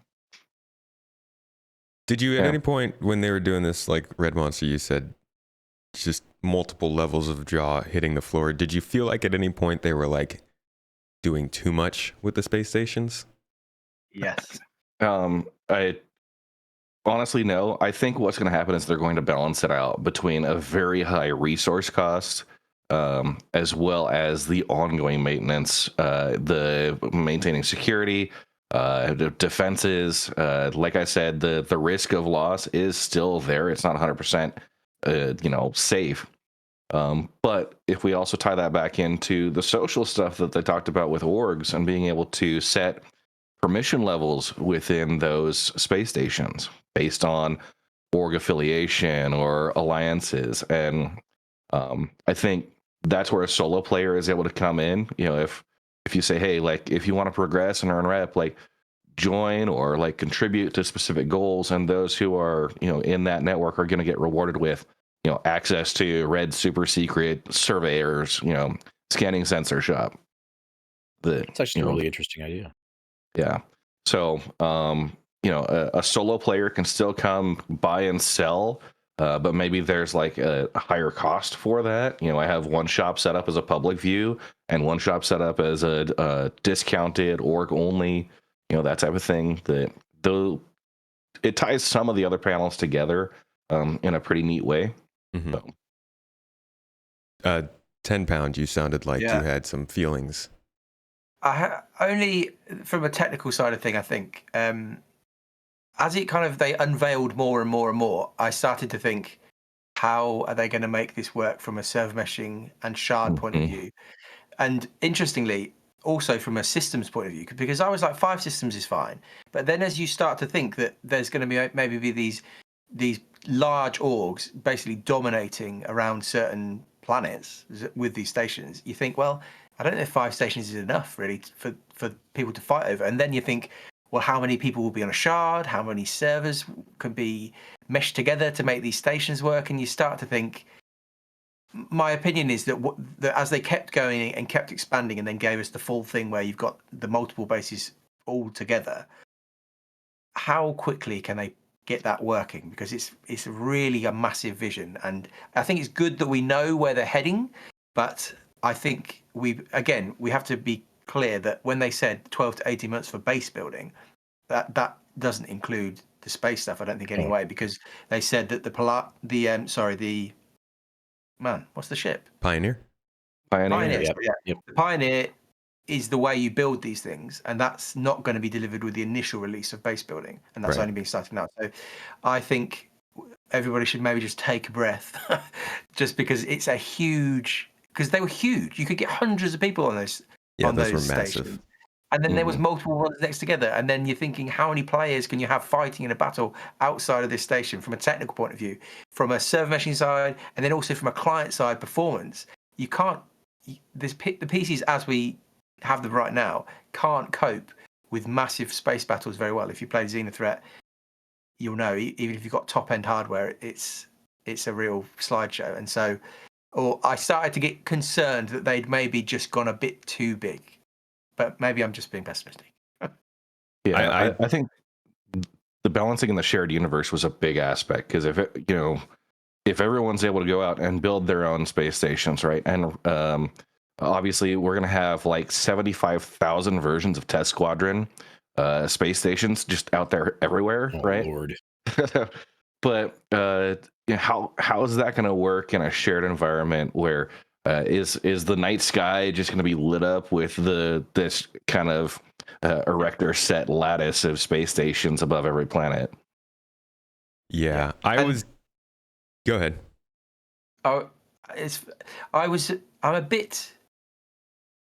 bit concerned at CIG's kind of insistence that they have really well developed star systems that they deliver us each time. So even though Castro's only got one major landing zone, I don't understand why, alongside those 5 first star systems, considering that they're giving us all the tools to build out a system ourselves, why are they not just giving us empty systems? They can just be not ones in lore. They can literally say, oh, a jump point has appeared, and you go off and there's a completely empty system that then the big orgs can spread out over. I don't know why the CIG want to almost have like a gimmick with each system. We've obviously got, there's going to be Vandal raids coming into Nyx, and there's going to be all the seal stuff, the shield token stuff in Nyx. I think at some point they're going to have to just give us a load of systems and say, go on, spread out and make the universe your own, because that's kind of what they talked about here. But then it's still quite controlled by the art and by what they're wanting to do. But and imagine getting a survey mission to go out and scan this nebula. You find a jump point, you traverse it, and on the opposite side, you see the Garden Intergalactic building a space station to start defending that exit point, right? That it's an entirely uncharted system, and someone's like midway through trying to start claiming it, right? Yeah. Paul, we got systems that they can throw in as little empty spots like that. He's muted. I'm muted, so you wouldn't hear myself. You tape clicky clack. There's plenty of systems. Like there's one that's actually not too far away. Well, I guess that one's a protoplanetary system, so it doesn't have it. But like there's plenty of systems like Towhill, which have minimal lore. It's mostly been used as a smuggling ring. There's just the problem about a lot of the systems that CIG has that are low, and also has a jump point to Castra. So it's like right there, right on the like super easy to get to.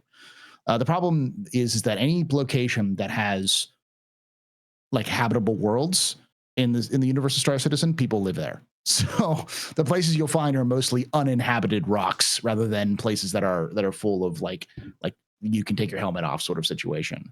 Though again, CIG could easily just add a new system that comes out of nowhere. Like they discover a jump point to this location and it's got a habitable world. Go nuts. I think that's what they'll have to do at some stage. That they don't need to provide us really detailed landing zones at every place. There doesn't. Yeah. I think it's just much more fun idea to completely colonize a system from scratch. I just think that's that'll be interesting to see what they do. Yeah. Yeah, it's just a matter of, and it's not like jump points don't just get discovered all the time. They're discovered, like Stanton, for instance, was discovered 100 years ago. Like in lore, it's not like they've discovered everything they could. They could easily just add a new system if they wanted to. Yeah. So, I think a lot of people are hoping they do. That's what a lot of people imagined exploration would be about. You mentioned the Pioneer. I thought an interesting take was that they said that the Pioneer would not come out with the first version of base building, but then also kind of hinted at the idea that the Pioneer would be out within the next 12 to 14 months. So do you guys think that places base building on a shorter timeline than 12 months? I mean, he said 12 to 18, of course, but like, I don't know. I can start with this one. The Legionnaire technically isn't out yet, so can't really go by that. Yeah. I think what we saw here, the things that he said specifically, which were, and we have to go use weasel words, chat, okay, and comments down below. Remember, CIG uses weasel words. He promised. Yeah, he didn't promise 1.0 in 12 to 18 months. He promised monster hunting and base building. He didn't promise space stations in 12 to 18 months. He promised base building. He said 12 to 18 months, which means everything at the panel, all the panels, including Squadron, 100%. So I think based off of that, I could see base building coming in as soon as early next year. Based off of the status it currently was, like the ones they were showing off, the small versions, I could see them putting that in March, June of next year. Okay. It doesn't. I don't. But I mean, we're not talking anything huge. We're talking about a little push cart that has like a button and then an overlay. We're not talking about like anything universal here. And I also think they're going to be wipes and stuff like that, so people won't be able to keep their bases there. It's mostly testing and stuff like that. Yeah, I don't think you're going to be building ships in Star Citizen 4.4 or whatever that is. And I think I also can see early next year monster hunting. Apparently, the devs were talking about it, that they were testing it internally, and that was from an internal test. And I had Execute rock around and talk to a couple devs and ask them about it, and this, who were involved in like the mission systems. And they're like, yeah, we played it. I played it. That was just the best version we had. There's other versions that they're talking about, other times that happened and that sort of thing. So it's definitely a system that they're ready to go, like as soon as they can get everything else ironed out. So I think what they said in the next 12 to 18 months is fine. Anything else? Absolutely no idea. I couldn't tell you. So yeah, and that's I have a question. Go ahead. Oh, sorry, I didn't mean to interrupt you. We were talking about space stations, and the biggest one of them all is that they said you can build capital ships, and they proceeded to show off the bangle. Right. Are we going to be making bangles?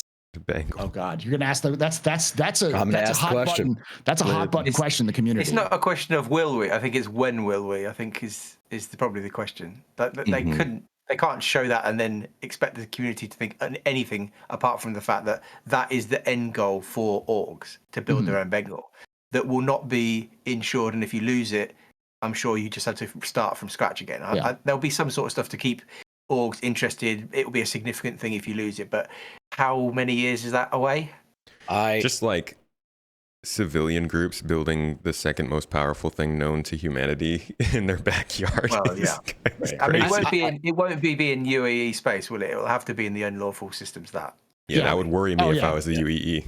I was that's actually one of the discussions we had in my Discord about it, which was like, would it be realistic that the UEE would allow someone to A, get their hands on the plans for a Bengal carrier, and B, let them build it in a neighboring system? Like, and so, I mean, there's lots of potential interesting things. Like, yeah, you go to a middle of nowhere abandoned system, and the UEE finds out everyone's building the Bengal, they'll start raiding you because they don't want you to build do it. I like that idea because it's like, cool. A Bengal carrier should be the hardest thing you could make. It should take you months, if not years of preparation. It should take hundreds, if not thousands of people. And it should be dangerous to try to build while everyone else is around you. Like, we're talking, they said endgame. I'm expecting like 2050, kind of things. Like, and you should only be able to make one. Yeah. I'd love to continue, but I've got a hard cutoff on my time today. But been a great chatting with you guys. I want to bounce out. So, thank you for joining us, Red Monster. Appreciate you, man. Thank you for the invite and for throwing this together. I'll catch you guys later. Catch you later, man. See ya. That's actually, so I was gonna go to one last part of CitizenCon to talk about, and that is Squadron 42. They've finally showed uncut gameplay of the game, and it's only what, 8 years since the last delay, so it took a little while, but what did you guys think of the gameplay? I thought it was awesome. Yeah, it was my expectation. I was gonna say the same thing. It was my expectations. It exceeded my expectations in some, but it met my expectations where I was hoping it for it to be. So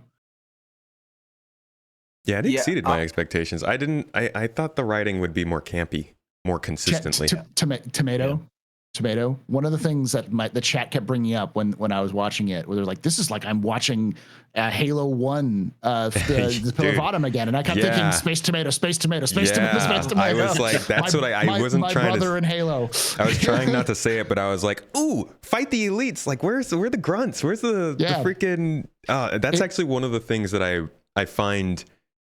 Me and Mrs. Tomato were actually talking about this yesterday. One of the things that I find to be a little bit off-putting that I hope they can fix is the Vanduul are not scary enough. And I feel like one of the things in Halo they were able to do was make the elites scary because you had because you had the other aliens that were like the fodder. You could just throw them in and make them easy to kill. But for the Vanduul, it's like, okay, we have to figure out a way to make them both exciting to fight because there's a bunch of them, but also menacing and scary because one of them takes a lot to kill. And I would like to see them feel more intimidating to encounter. 100% agree. Yeah. That scene on the bridge where they're rushing you, they're just too squishy.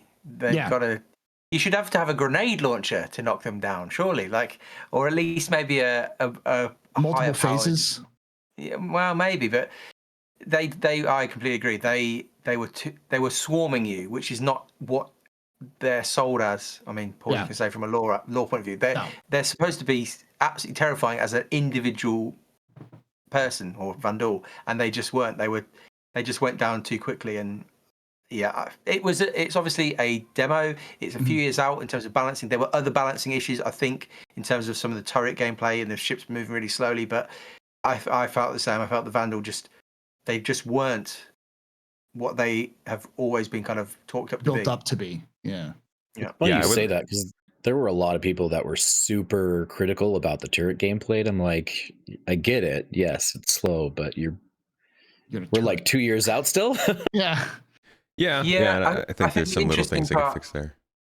I think the interesting part, and where it could get, and we'll get onto Space Tomato's favorite topic here, is that the master mode's influence in terms of slowing all the ships down, you can clearly see in that sequence, in that they are moving pretty slowly, and maybe it's deliberate so that it's your first experience playing the game and you can actually shoot the things.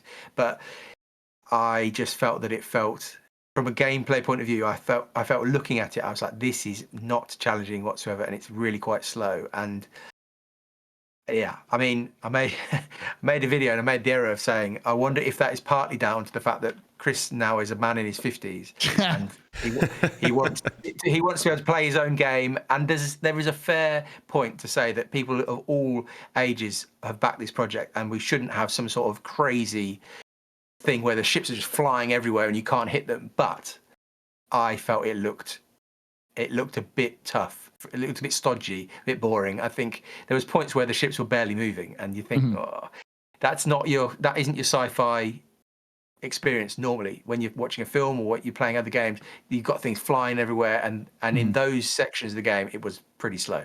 The two things that were problematic, and a lot of people were pointing out in chat, they're pointing out it was a tutorial. Why are you all being so hard on tutorial?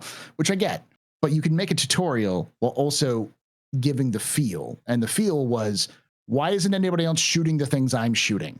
like I was the guy was shooting shoot the things. It was like he was the only gunner shooting at that target, and the other two gunners weren't doing anything.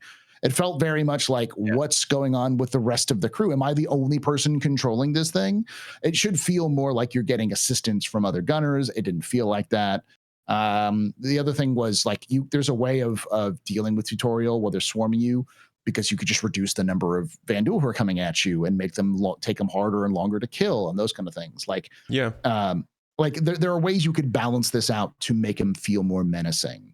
I think it wasn't just the tutorial; it was a prologue, in the sense that it was also there to bring people in and make them excited. And one of the things that's missing most strongly from this being a prologue that represents the entirety of Squadron 42 is you don't fly a single ship, which is a lot of the excitement of what this game could be. So I feel like it could pick up some of the excitement in being a turret gunner in order to make up for the fact that you're not flying a ship, which is what people are expecting to get into. And that's part of the story, of course, but that first level, that first hour, could be, especially if they release this as a demo at some point to get people more interested, it could be that defining difference of, hey, this is really freaking exciting, I'm going to play it, versus I'm going to watch somebody play this on YouTube because it makes for a really good movie.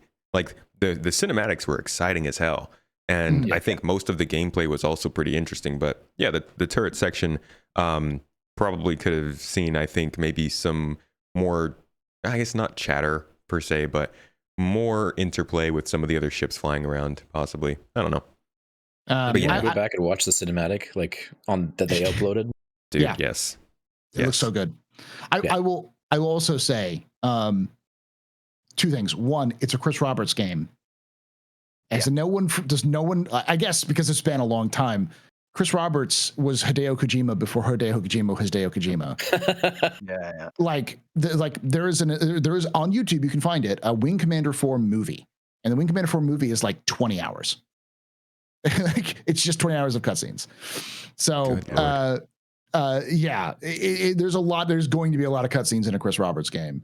The hope is, because this was a prologue, that a lot of those cutscenes are just kind of establishing the universe, and then in the future, the prologue is the cutscenes are going to be more focused around your character decisions and actions and stuff like that. But we'll see. But yeah, that like it said, like a lot of people were going a little crazy on it. I'm like, this seems like Mass Effect or Halo. Like that's what it felt like. A lot of that sort of establishing stuff. So yeah. It was unbelievable. It was genuinely like, I was watching and thinking, I was sat there in the crowd and I was just thinking, I just did not expect them, because considering what they had last year, they've upped quite a lot from last year as well. It was a spectacular showcase for the game, but the game still, I think, needs a bit of, and that's why we're 2 years out at least, isn't it? Yeah. So. Yeah. Oh, and I've been corrected by chat. It was 4 hours long, not 20 hours, but it's 4 hours of cutscenes. So, yeah. It was a 13-minute. I think the longest cutscene in that prologue was 13 minutes. And then when I looked up some of the other games that have long cutscenes, and I actually was surprised to see what's it called, Quantum Break on there. I didn't realize that it had such long cutscenes, but I guess it makes sense how they kind of paired it with a TV show. But it is a thing. Like there are definitely game companies and or game lines of games that like kind of value themselves. They pride themselves on telling a movie kind of story instead of a game kind of story. And if you go on YouTube, there's a lot of people who will just watch video games to watch somebody else play and cut out all the busy parts because it plays like a movie, and video game stories can be pretty interesting. Yeah. I would have liked to see, I think, more of a stealth section in that area where you didn't have a gun and you were creeping through the ship. I think they could have leaned a little bit into some Alien Isolation vibes there and maybe felt like you were kind of hiding from the Vanduul a bit more. I think that would have helped to bring up the tension. Loved the Zero-G segment, though. That was, I think, very atmospheric. The gunplay was okay. I think in general, it looks like a game that I'm going to love to play. It doesn't look like the best game that's ever released or anything like that. But for somebody who wants sci-fi games or wants games that are held in space, there's like a handful of good cinematic space stories you can get over the last decade. And it's nice to see another one with a high budget, a serious cast, and some writing chops put into it to get to experience.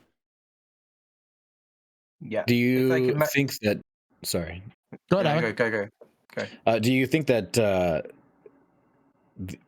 based on the prologue that the game is going to be widely pretty popular, that people will be very interested in? Yeah.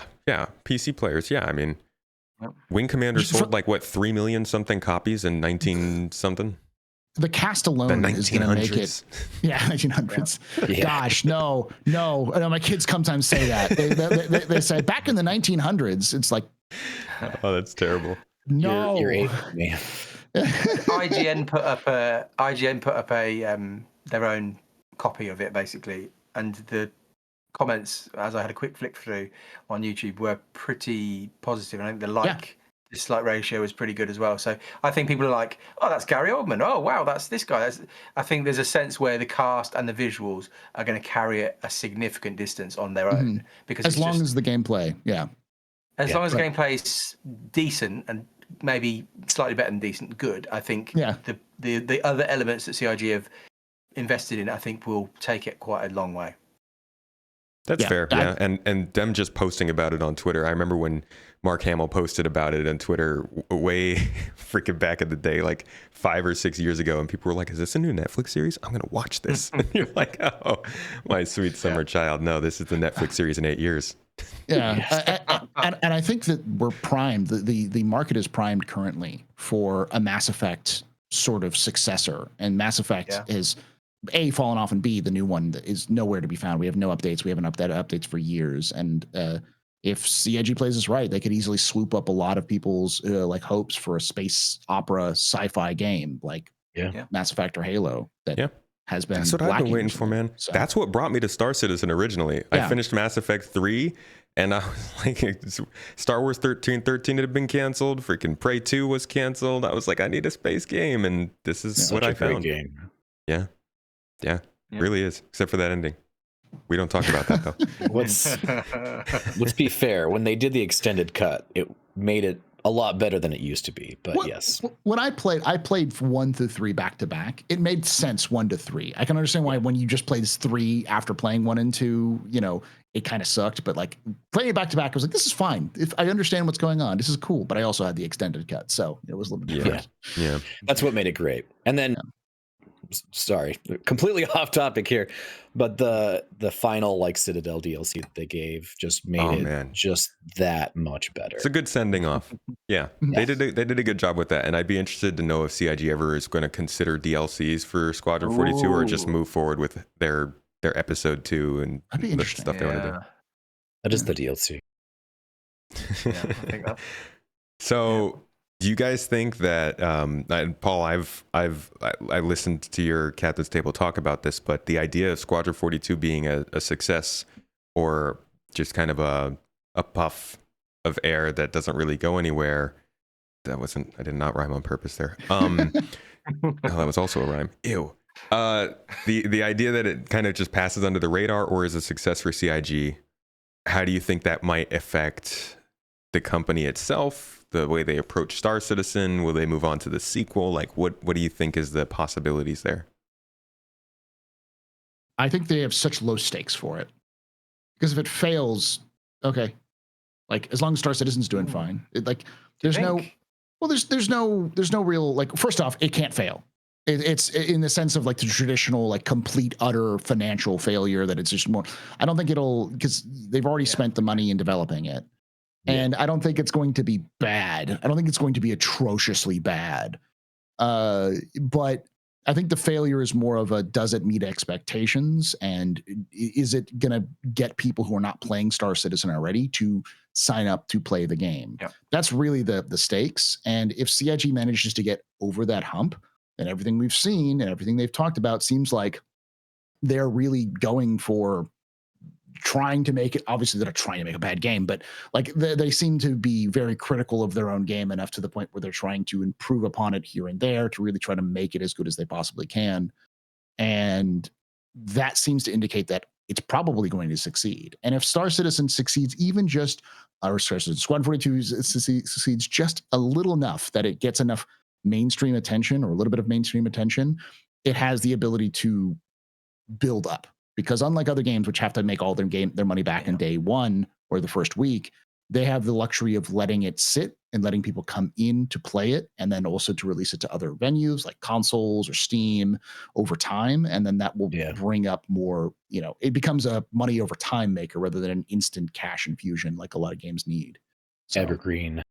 Yeah. They have a lot of advantages going into it because of the Kickstarter model, because of the crowdfunding model they did. Yeah, so that's true. 10-Pound, you sounded like you had some different thoughts. Well, I think the only concern is that if it isn't good and it whatever fail, you're right. Failure in this context is not the same as some other games, is it? Like you say, they're not having to suddenly make loads of money back. But if it does fail and it isn't well reviewed, I think the brand of CIG and of Star Citizen, it will be. This is their pretty much their one chance to be like, oh, it wasn't a scam all along, and we didn't just waste $700 million and all those comments that come out. I think this is their chance to be like, we actually did it. You've got to shut up now. Like, it's good. And I think if it's bad, the brand image for CIG and for the company and for Star Citizen as an extension of that will be probably very hard to turn that around, if that makes sense. I think it could be. I think Star Citizen is already still very confusing to people out there. A lot of the people do still think it's not real, that nothing exists. And I think if the single player part of it, which is what people think it is, Squadron is, I think if it's bad, I think there is trouble on the medium to long term kind of future for the game. I think they'll struggle to come back from it from a reputational point of view. Yeah, I agree. I think there's a lot less concerns on that, though, to be honest, with the fact that we have Dave Hav0k and this is Chris Roberts' magnum opus. This is going to be the game for him. He's going to sign off after that. In my opinion, I think that. How many video games have Oscar winners in them Yeah, right. Well, yeah. Like that's, I mean, Gary Oldman didn't win the Oscar before, like he had won it after he'd gotten it started Squadron 42, but like, we're not talking about a bunch of no-name stars. We're talking about people who know them and all this. So like, there's A lot. Serious. and based off of that prologue, they didn't just show up to collect a check. They were there to act. Like, it's really good. I think the only thing at this stage that still remains and has remained throughout the whole of both projects is the performance stuff. Yeah. Because obviously we saw some crashes, which I'm not that fussed about, but there will still be, as long as Star Citizen is a buggy mess, on one hand, there will be concerns about people. If so many PC games over the last few years have released and been atrociously unoptimized and completely broken in some ways, and they really don't want to fall at that hurdle. I think that one particularly, if it looks unbelievably stunning, the acting is good, the story looks good, the gameplay looks fine. I think probably the next 2 years is about ironing out those glitches that we saw, the face changes and Jillian walking around with a gun that's not in her arms. Yeah. That sort of stuff. They don't want to go down as like a Skyrim type experience where it's like it's so visually stunning, but it's really buggy. Does that make sense? Bethesda. So, final then question for you is, do you think that console players will ever see this game? Yes. Yes. 100% they're going to see it. I don't see CIG not releasing this to consoles just because every single Wing Commander game that Chris Roberts made it to consoles. Maybe not the day one. I think a lot of people are assuming it's going to come out day one to consoles. I don't think that's probably going to happen.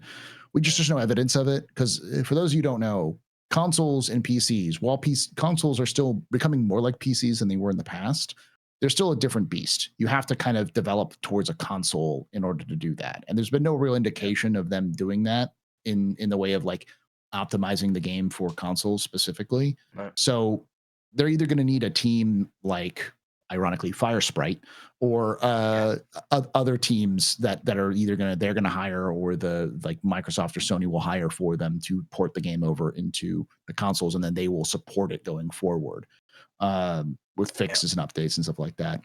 When you Google it, it says console game. And there's no signs of that happening at this stage. There's no hints that they've got a team, because as we see, the PC version of the game isn't done. And obviously it's quite unusual to go from PC to console. It's relatively common to go from console to PC. So yeah, I agree. It will definitely happen at some stage, as long as it does well on PC, as in they might not bother if it's an absolute flop, which none of us think will happen. But yeah, but it could be some time. And also there is real questions around whether it will run on at least the Xbox.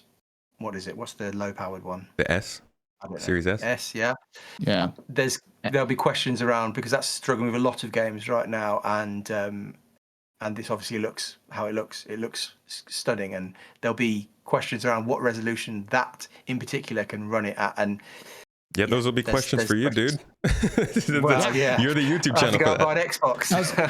I was gonna say, like you, in your experience, like right now, how optimized is Star Citizen? Could it be run on any of those sort of older hardware like that we have in? Because let's be honest, the hardware in consoles is usually 10 or 5 to 10 years out of date compared to whatever PC is at the time. Yeah, it would be probably fine from a GPU point of view, from a graphics card point of view, because you can upscale now.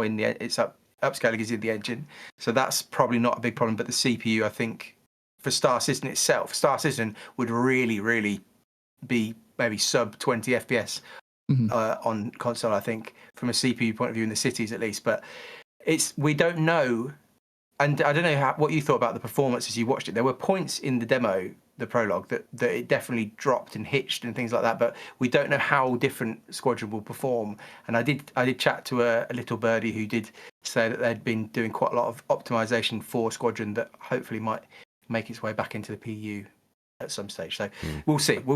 But we may have chatted with the same birdie, because I've had people at CIG told me the same thing, that they were working a lot on optimizations for Squadron specifically. So yeah, that is positive. The potential sales that I can imagine they look at when they're like, Squadron on consoles, like that would be hard not to at least humor the idea of. Yeah. I mean, it's like same like releasing it on Steam. Squadron 42 released on Steam, and Epic stores would give it a new life a year after release, because people who didn't know about it would be like, "What's this game?" And then be like, "What? Where did I not see this?" You know, and that kind of stuff. So I think Arena Commander on Steam would be a really good play too. That'd be big. You don't talk to me about having Arena Commander as a separate game. I'm still thinking. I still want to believe that launcher is for Arena Commander as well. It's Arena Commander, Squadron 42, and Star Citizen is 3 separate games. So we no longer have to wait for updates from Star Citizen for Arena Commander to be good. Nah, dude, you got to use your sim pod for that. Any final thoughts on the CitizenCon? How you want to rate it? Where you want to compare it to other CitizenCons? Give me your big closing statements.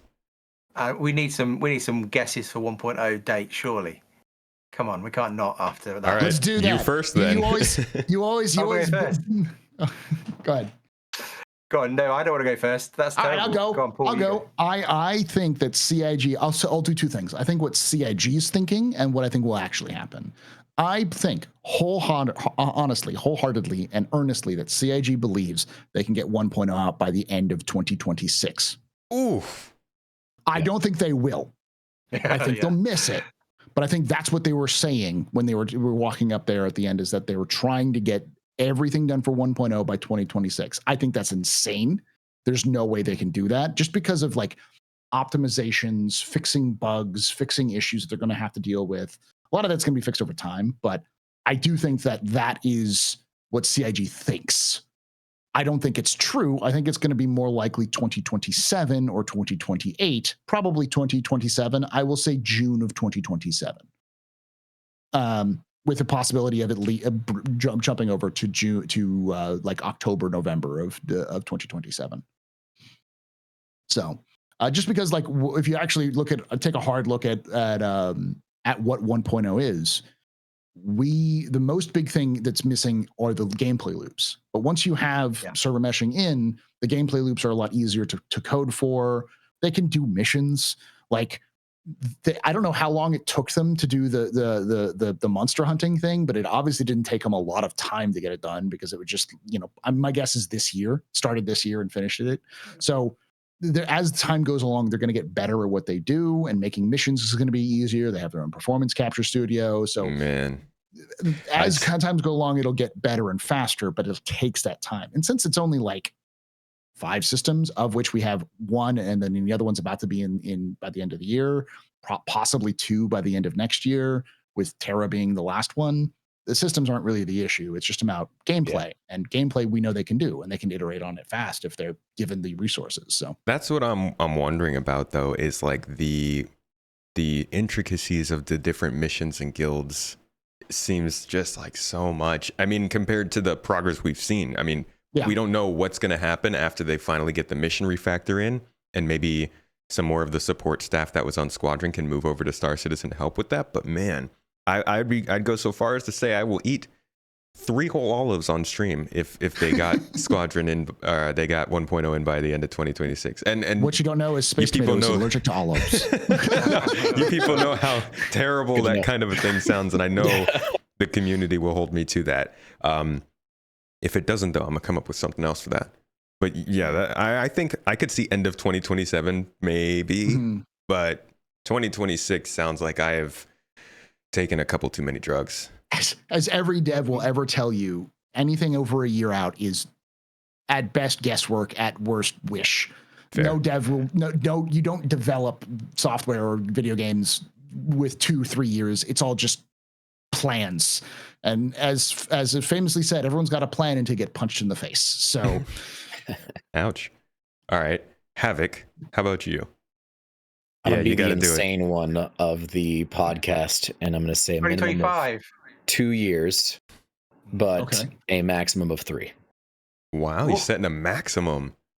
Never set a maximum for CIG, man. Ooh. Yeah, no, it's usually a bad idea, but I like you. You have balls. 2 to 3. I like your balls. All right, man. Fair enough. Any? Yeah, go on. You got to back it up. You got to give us some reasoning. Yeah. Any reasoning for that? I don't really have much reasoning for it. No, I just think that there's a lot more. Okay, I kind of do. I think that there's a lot more that they do have actually done that they don't want to show just because they really, really want to they want to go all out. I think that they've got a lot of things that they're holding close to the chest as much as possible so that they can just drop it when they feel it's ready without people knowing about it. Just Tim. You like it? I hope you guys are right, man. 2026 would be amazing. I hope I'm right too, but shall I go in the opposite direction then? Sure, yeah. Give us a Here's a dose line of of realism. thinking. Go ahead. Here's a line of thinking for you here.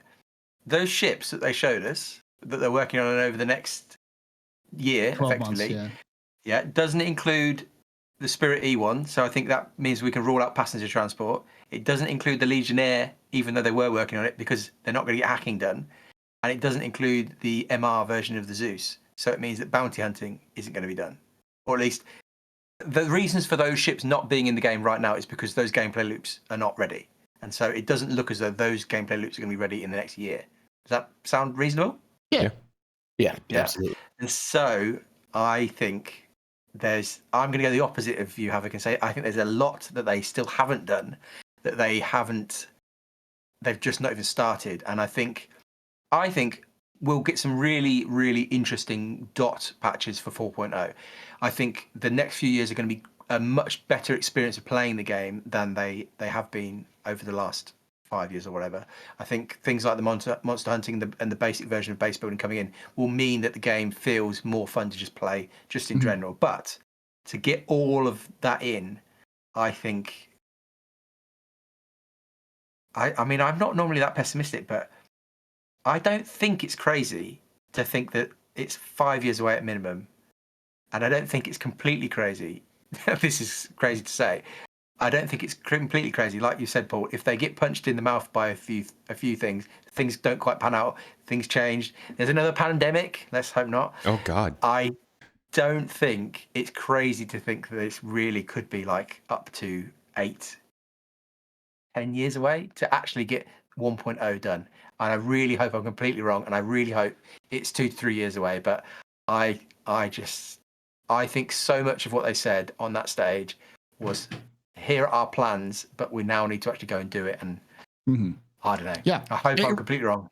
It really depends on how quickly can they get Pyro out, Nyx, and Castra, because if they can get those out pretty quick, then and start iterating on gameplay content, it will set a tone, because they have to start doing it to get better at it, and they haven't started doing it. I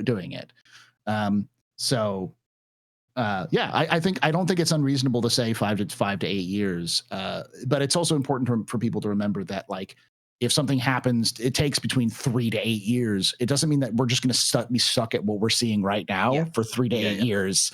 Like, we're going to have stuff added as time goes on, ships, systems, gameplay. Like, it's the game will get better as time goes on. And 1.0 is going to take as long as 1.0 is, but as long as the game gets better, the performance gets better, the feeling gets better, the ships come out and are fun. That's really what matters. It's like it's the journey, not necessarily the destination. 1.0 is not going to change anything other than being a number. So, yeah, I think the big thing is, like, keeping in mind that even if it's 3 years, 5 years, 7 years out, it's the stuff that's happening in the interim that is going to matter. Like, how much can they optimize with Squadron coming to fruition, we hope? How much can they bring in new gameplay that we really haven't had for a while with the different guilds and missions and base building coming online? And how much can we actually feel just a little bit better going throughout the years of development with some more direction that they've now laid out? But ultimately, I do find myself wondering, like, what's next CitizenCon gonna be about if they've laid out so much ahead of time? And I guess that's more of like the detailed stuff, kind of like last year. I can tell you what CitizenCon's going to be about. Hold on. America? Welcome back to Texas. We've missed you. Yeah, it's nice for you, man. You just got to drive out there. When's your date, Tomato? Though, go on, give us your date. You can't get away with it. I think it's like a late 2027 minimum, and I wouldn't be surprised if it's 2028, 29 to actually get 1.0 in there. Because even though I do think that they could do a lot of work pretty quickly, and I think this game is going to be a pretty enjoyable experience much earlier than that. Really, it just needs optimization. It just needs server meshing to be stabilized so that the game itself is running better. The FPS on the server side can get up, and people can play in larger groups, and the gameplay is made for larger groups. I still see things like the Terra star system, the missions and factions that are involved there, the specific mission givers and voice lines and all of that stuff being polished up. I could see that taking quite a bit of time, but you know, I'm not a freaking game dev. I have no clue what I'm talking about. I'm just going off of what we've already seen. Like, it's none of us are experienced game devs in that kind of sense. So we're giving our best educated from the outside. And every game dev I've ever talked to says you always underestimate how much time it takes to polish, because you code something and you code it as best as you can, but often you make mistakes here and there, and that's where bugs come in. But sometimes those mistakes don't create bugs; they just create drains, and you have to go back and rechange the flow so that your coding is better, like less code or better written code, or how things are supposed to work. It's kind of going in and doing that process to make it function better and play better and all that sort of thing. That just takes time. It takes time. It's tedious. It's long. It sucks, but it has to be done. And that usually takes more time than people think. And I think that's the real barrier between Star Citizen 4.0 series and 1.0 is that performance. How serious are they on that? So I am 3 to 5 years on my guess, but I do think that this CitizenCon was pretty good. We didn't hear about dynamic server meshing, which is one thing I would have loved to hear about, but it seems like they're on a different track of messaging when it comes to that stuff. I think this CitizenCon was good in the sense that it set better expectations than usual. That being said, a release date for Squadron is not a release date set in stone. They never are. But laying out what Star Citizen 1.0 was just such a crucial thing that they needed to do. They really needed to make people aware, even if it's a long ways away or a short ways away, make people aware of the game that they want to actually make. Because for such a long time, we've been hearing about bits and pieces of tech and features and all this stuff, and being able to have a place where you can go to reference it all is invaluable to people who are trying to decide if they want to wait 4 more years for this game or not. So I liked that. I'm not going to give it like a number rating, because that would take the context of every other CitizenCon before it. But I think this is a pretty decent CitizenCon, both in terms of like hype and expectations. What were your guys' final thoughts on it? Hav0k?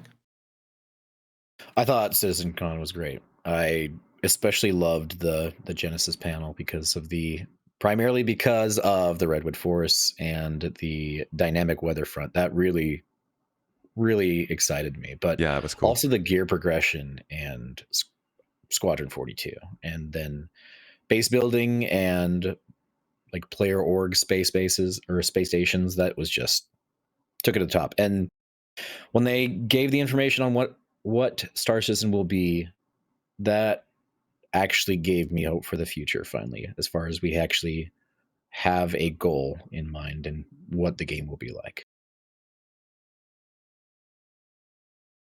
I'll come next real quick and just say it was good. Not the best CitizenCon ever, but it hit differently. This felt less of hey, we're here on this hype train of here's new ships, here's the cool stuff. We thank you for the community. We're here to make this really cool thing. This one felt less of a really cool thing and more of here is our goals. Here is the thing you have to nail us for. Here is the thing that the game is going to be. No longer are we going to talk about imagine. This is the concrete finality. Not 100 systems, 5 systems. Obviously updating over time. Not crafting based economy. The emphasis on storytelling and lore inside the game, and kind of bring that out. Guild system. It all felt very much more concrete and less of a woo-woo fest. More of a like here, and that's not always feeling good. That's not going to feel good for everybody. So not the best, but it felt different. I'll say that. Yeah, it's no longer Road to 4.0. It's Road to 1.0. Oh my god. Yeah, it's Road to Game. Glad we're past that. Road to Game. Yeah, it is that is what it is. Yeah, I think that does tie in. I think I said earlier that we'll probably only be able to judge this one in maybe when 1.0 comes out. We'll maybe look back at it and see how close it was to the actual vision for the game, because they've effectively laid out what it's going to look like, and it will be, can they hit it? And if basically 1.0 does arrive in some sort of half decent time frame and it does look pretty close to how they talked about it here, then I think that will mean this was a good CitizenCon. But if we get 5 years down the line and there's like a reworking of the vision and they drop this stuff and they add this stuff, and then if it doesn't prove to be a good prophecy of the future, let's say, I think it will look like a bad one. But it was hugely enjoyable to watch, and I love being there. But yeah, the actual final take, I think we'll only know in a few years' time. Cool. Agreed. Well, thank you all for your thoughts. If we could go back around one last time, people, you can let the folks know where they can find your own content if they like your takes. And then I will let you go because we've been around for a while. AstroHistorian, go ahead and let the folks know. I was going to say it was always going to be a long one just because of it's CitizenCon. It's a lot of stuff. But my name is Paul Berserker1 Batman Shelley. You can find me at youtube.com/theastropub live, twitch.tv/theastropub, and on if you like lore, you can check me out at youtube.com/theastrohistorian. Awesome. 10 pound. Yeah, TenPoundFortyTwo in YouTube, but you probably won't find me just by searching that. If you're ever looking for like PC upgrade options, or you want to know how much RAM you need, or what CPU maybe you should buy, if you search any of that stuff into YouTube for Star Citizen, my face probably will pop up somewhere. And yeah, sometimes more. I've been doing a bit more server meshing stuff as well, looking at how the testing is going. So lots of fun, different bits and bobs. But TenPoundFortyTwo on YouTube, nowhere else. Cool. And Hav0k. I'm Hav0k, and you can find me at youtube.com/Hav0k. I'm was the speculation guy. I think it's going to be more so on what the future will bring rather than, just speculating on what they will add, because that 1.0 panel really made things a little bit more apparent as far as where we're going. So yeah, also cover news and gear review, so you can check me out there. Thank you. And somebody did just mention in chat, one last thing I wanted to touch on, because I thought this was pretty important. In the 1.0 panel, they did not talk about NPC crew or AI blade. For a last thought, what do you guys think that means? I will take the bold step. I don't think the AIs are going to make it to 1.0. I don't think AI crew is going to make it to 1.0. I think they've been deprioritized and are going to be a post-release feature, if that, because they're more emphasis on player. All of the emphasis on player-driven economy and all that kind of stuff means that they want to force you with other players to play the game. They don't want you to just hire a bunch of AI to have you do it for you. So, boy. Yeah. Oh boy. People kicking their PCs with that kind of oof. Yeah. I think you're completely right. I think everybody who's planning to man their giant ship with a NPC crew, it's a long way past 1.0 if it ever comes. And I think they've prioritized, like we said, they've shifted the vision of the game, and they have turned it into an MMO where you are to probably do the big stuff, do the big stage and the big ships and everything and the big game content. You need other players, which is going to make some people really mad. Yep. I've been saying it for years. I don't think they were going to be focusing heavily on NPC crew. I think they might do AI blades, at least for turrets, but I think the game is going to really shift on focusing on group gameplay, and with them coming up with the party finder system and whatnot, that kind of paints a picture of like, you guys, this is an MMO. It's not going to be, you're doing solo gameplay, even with super large ships. It's going to be, you're going to want a group with big ships. All right. And I will finish this off by saying, as Jared always says, if we're working on it, we're talking about it. And there just hasn't been enough discussion on anything about AI in any forum other than they still plan on doing it, and that's it. And so if we're even like 5 years out from 1.0, plus all of the sort of like work and stuff like that they got to do, that's still, there's just too many other things for them to get done for them to also work on AI and make that functioning on top of NPCs functioning. So We could be wrong. We'll but- see where they go with Could be. it. I think it's a sketchy take, but yeah, we'll see. We'll see with no mention. Either way, thank you guys again for joining me. Thank you everybody for watching this live. If you are listening afterward on audio platforms or on YouTube, appreciate you all. This is Citizen Central. It's a monthly podcast, but we also have a weekly one launch sequence with a one-on-one discussion about these topics. And next episode will be up within the week, and that will be with Luke Stevens, looking at this from a little bit of a outside perspective. So if you want to check that out, consider subscribing to the podcast on audio platforms, checking it out on Space Tomato Tour, coming to our live shows we do every once in a while. Either way, thank you all so much for being here. Thank you for the support. Danny, my boy, I see you dropping a big super chat at the end there. And I will see you all next week, and I'll raid you out on Twitch. Bye.